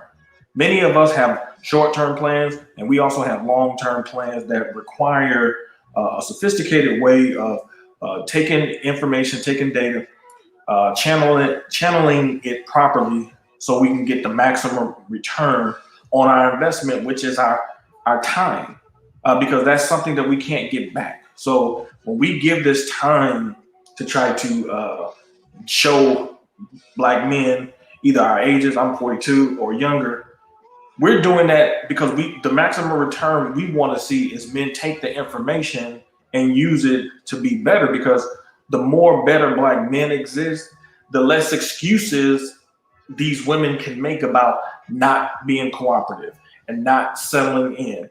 And when they don't settle in and they're surrounded by a whole bunch of productive men, then we already know what their program is. We don't want those type of women anyway. And those men who are productive, they have a big world out here where they can choose from other alternatives and not have to have their time wasted going back and forth with women on social media about nonsensical things that really don't matter. Production matters. A man's productivity comes before his relation with a woman. Matter of fact, ex of mine, her pastor said years ago, God gave you a job before he gave you a woman. And so even before a woman comes along, your productivity should be first and foremost. And any woman that respects you based on your level of productivity and understands that comes first, acknowledges you as the man you're supposed to be, and she respects that, and she's going to want to be with you. And if not, she ain't for you anyway. Okay. Well, like I was just stating that, my thing is only technical. I'm trying to, besides cannabis, there's other things that I'm trying to work on. Like I'm working on studying things like genetics, and biotech, because that's the real. There's a fourth industrial revolution, as you know, but there's also a genetic one going on simultaneously. Now, Black Torch, did you just It's are true. you speaking to that in reference to cannabis, or are you just saying you I'm have just I'm interest in saying both that areas? I'm He's going to have branching. ventures in both areas. Okay, so here's what I want you to do, right? And I'm gonna give you, and I'm gonna have to kind of, because we're at 3 hours, man. So Oh, okay. I got Yeah. no. So here's the deal, right? Now that this channel's back up, I do need to get the algorithm tripped again, right? Because a lot of people just ain't getting I've been seeing comments and stuff like that, damn, we ain't getting it right. You know what I mean? So I do have to kind of get the channel up and going again, where it's starting to pop up in people's feeds and shit like that. Rob, did you just post another link, bro? I think you did. Okay. Same one in because he said something about biotech, and I don't know if people missed what I said earlier. Okay. Part of in this particular grant, healthcare is one of the things. It said manufacturing, cybersecurity, artificial intelligence, and healthcare too. Got it. Okay. So do me a favor. Do you have if you can just put those links aside, man? I want to build on that. I want to kind of build, You know, much like how like the IT certification series that Mike did, Uh-huh. I want to kind of build on leveraging all of these things, right? Sort of like a series on how to use these things, similar to the IT certification. Can we do that? Okay. All right, bet. Cool. Hey, Okay. Complex, it's Johnny Blaze here. Hey, Johnny, what's up? Hey, man, since you're talking about doing like series, man, I don't know if you're going to focus on one with education. Let's do it. Okay. This is where I'm at with it, dude. It's like the way we've kind of put the software to use on the back end of the platform now, man. It's to really just kind of how and when we can do it. The other thing, you know, wow, I may as well just go ahead and so what I'm also interested in too, man, is just like other people hosting, because from day one we've always said that this is a decentralized platform. Like that, this is what this is this is really just an intellect. It's a think tank, right? And it's comprised Right. of the people who are contributing to it. So, you know, we're also looking for other people to kind of, you know, give a scholarly and intellectual, you know, take, you know, and be a host to, you know, certain types of content that they're subject matter in, or they're, you know, that they're oriented in as well. So, you know, we're really just trying to basically, I don't want to say fill a void, man. It's not really about filling a void at this point. It's really just building on all of this, because this is the future. The void is where people aren't, where people don't understand where everything's headed. That's where the void is, right? But I would say over the last 3 hours, we've pretty much synthesized what to look for in 2021. I think the only thing I didn't mention, which is okay, because I actually think this is a live stream idea that I'm going to schedule, but we have to talk about the rise of biotech, or not, well, med tech, biotech, you know, companies. Great idea, yeah. Like Moderna, yeah. like companies like Moderna, for example, because, you know, we're getting all of these we're getting these approvals based essentially for emergency. Yeah, FDA's, yeah. Right. Yeah. We're getting these FDA emergency approvals for these vaccines, but you got to understand something. What people don't realize is that Moderna is actually a tech company. Yep. They're using CRISPR. There And you that's go. what- And that's what I'm trying to tell you. It and it's more than just the Cas9.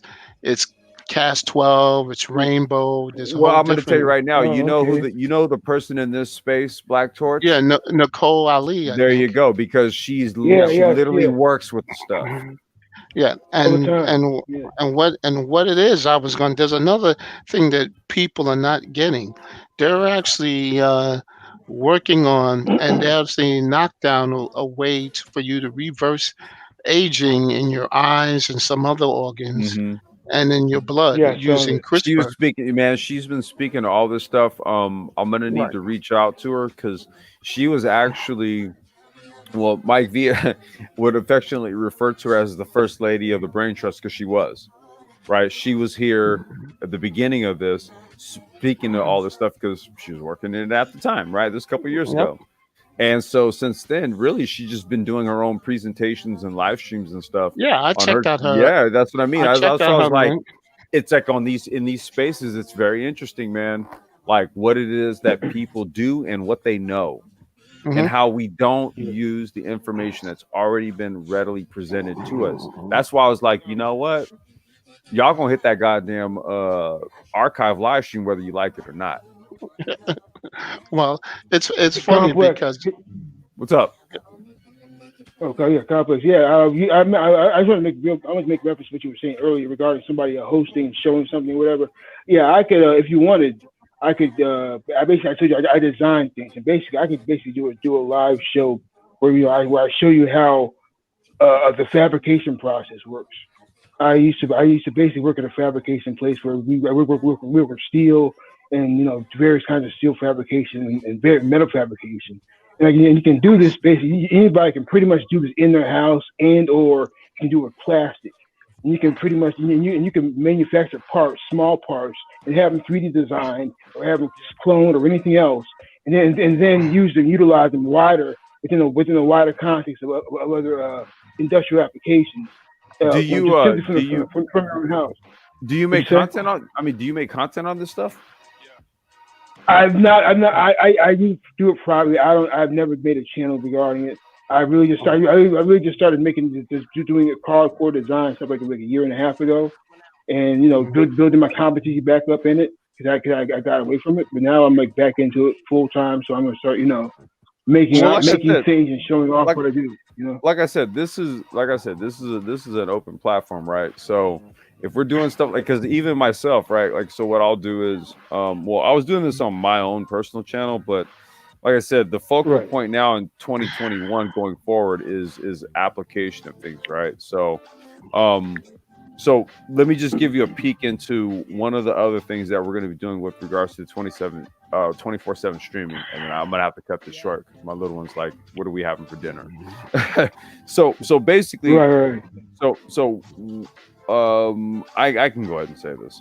So there's going to be another streaming channel that we're going to be spinning off because really, this is going to we're going to turn this into more of like a information disbursement platform, right? It's like a data dump, right? So when it comes to let's just say, for example, the crypto sector, I was mentioning, conversation I had with Lionel yesterday. He's like one of the founding members of this collective here. And, on his own channel, he's got over 840 videos, right? Basically doing a daily show on crypto analysis and things like that. And then, so what I'm doing is there is him and then there's others. So when I was saying like doing things like contributing content and stuff like that, I'll put together for example, like a cryptocurrency stream where I'll have content from him and then others that create the content, and then all it does is it just plays the content that they've produced. This is the reason why I was asking, do you make content? Because this is where we're going to be curating a lot of things. That's why I don't want to give too much. I'll make some. Yeah, that's what I mean. Like, dude, just make it, submit it, and we're good. That's because Black Torture, you came on and you were like, dude, where the hell you been? So this is the conversation that I wanted to have with you. I know. I didn't mean to say it like that, but you left me at the altar and you just ran away. And I was saying, like, what the hell? He said, Black Torch, we're gonna talk. Listen. Take my email address. Dude, I took his email address and then he's gone. And I didn't hear from him for months. I said, oh shit. You were like, what the fuck, dude? You hit me up and then what the hell?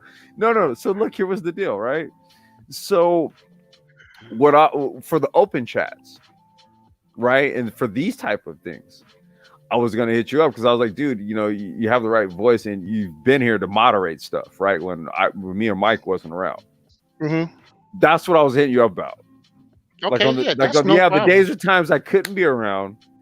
I was like, hey, dude, you might be able to hold some stuff down because so that's the thing, man. Dude, it literally was just a whole entire retooling of the brain trust. I understand. I understand. I kept sending you stuff for a while. But you know what? Here's the thing. I remember, were we on a live stream? And I was like emailing you. And you were like, I'm not getting your email. And I was like, and then I got your email. Then I started sending you stuff and you said, but why am I not here? Okay, dude. Email me right now. Look, we're gonna do this one last time. We're gonna damn that. We're gonna get this shit straight. Okay. Y'all pardon us, man. We've been at this for a good minute, man. We're gonna square this up. Yeah. Because I'm on East Coast time. Yeah. Me too. And we don't know. I don't know tomorrow if they're gonna lock us down or not. So let's see. Man, listen, man, we already locked down. We locked down out here. We locked down out here without them saying it because if they do, then it's gonna be hell. Put it like that. See, it doesn't matter in New York because we got that. Cuomo don't care. we got the exact opposite. He don't care. You're right. You're gonna be locked down whether you like it or not. Like just some guy in. Wow. I sent you. Send me your house. Yeah. Hey, check it out. Okay, so look, here's what we're gonna do. Right here, let me know if you get this.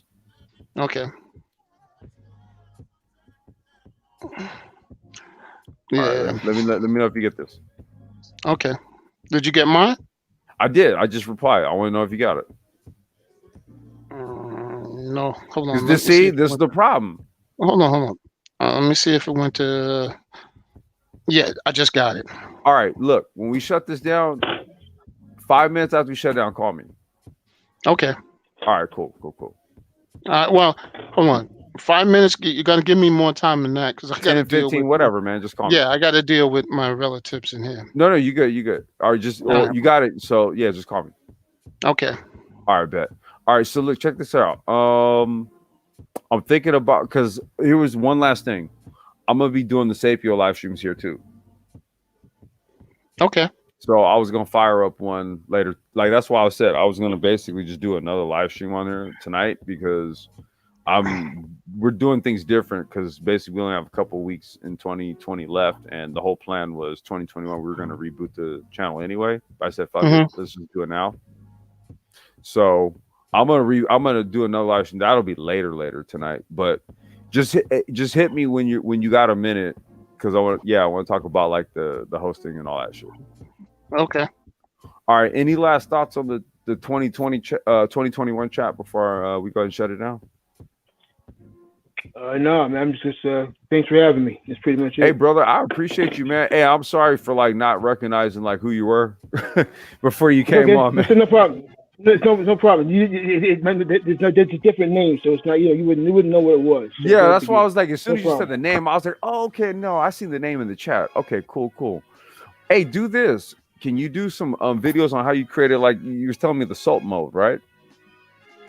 Yeah, I make so exactly. I can show you. That's that. what I mean. Like, I can show you that. like since you already created something, like if you can, the process on how you created the mold, man, and then like if you like expand on that to where, like I was saying, man, one of the things that you would do to use fourth industrial technologies is just like you get a 3D scanner, you create the right mold, you scan it, put it in SolidWorks, AutoCAD, basically create a tray, right, that now has like a 5x5 row of these molds, print it out. Now you just took one mold and then you just times 25 your scale, your manufacturing capabilities, utilizing 3D printing. So this is why I'm saying like what I need to do is really have people see what this stuff does for us. Yeah, it's called. We have it in New York. It's called a make facility. Maker. Yep. Maker space. Okay. Maker. Maker labs. Maker lab. Maker space. Yep. I'll try to find one. I live in Atlanta. I'm not sure where they have one around here, but I'll see if they have one. I think you do got one in Atlanta. I think it's near Georgia Tech. Oh yeah. Okay. Yeah. Okay. Look that up, man. That would actually be an interesting. If you do locate one over at a university, dude, that'd actually be dope. Yeah, because I know they got the engineering. In the engineering department, right? Exactly. Yeah, they have an engineering department, and they have that. Huge. Yeah. Yeah, man. Yeah, it's great. Yeah. Okay. Very good stuff. Rob, Johnny Blaze, y'all got any last words, man, before we shut it down? Hey, just thanks for having me. I'm glad you guys are back up and running. You back, bro? I'll try to get with you, man, because I want to try to make. Oh yeah, that's right, Johnny. Yeah, hit me, dude, hit me. Okay. That's right, because we're supposed to do a live stream together about fatherhood. Single dads. Yeah, man. Yep. Let's do it. We'll do it here. Okay. All right, that's what's up. All right. Thank you. All right, later, guys. All right, man. Rob, you got any last words, brother? Right. Peace to you and the panel in the chat. I always rock with you, Complex. Every time I see you and get a chance to come on, I'm a rock. Yes, sir. It's you already know there's never been a time for excuses, and it's definitely not time now. Anytime a major age comes, whether it's industrial or information age, it means there's going to be a change in the environment, and that means people are going to have to adjust and adapt. And those who adjust and adapt, get the practical knowledge and properly apply it, they will be the ones who win, and the ones who don't will be the losers. That's it. That's what's up, man. All right, hey, I'm gonna schedule the Sapio live stream later on, man. Just follow through, man, if you're around, bro. All right, no doubt. All right, brother. Peace. Peace.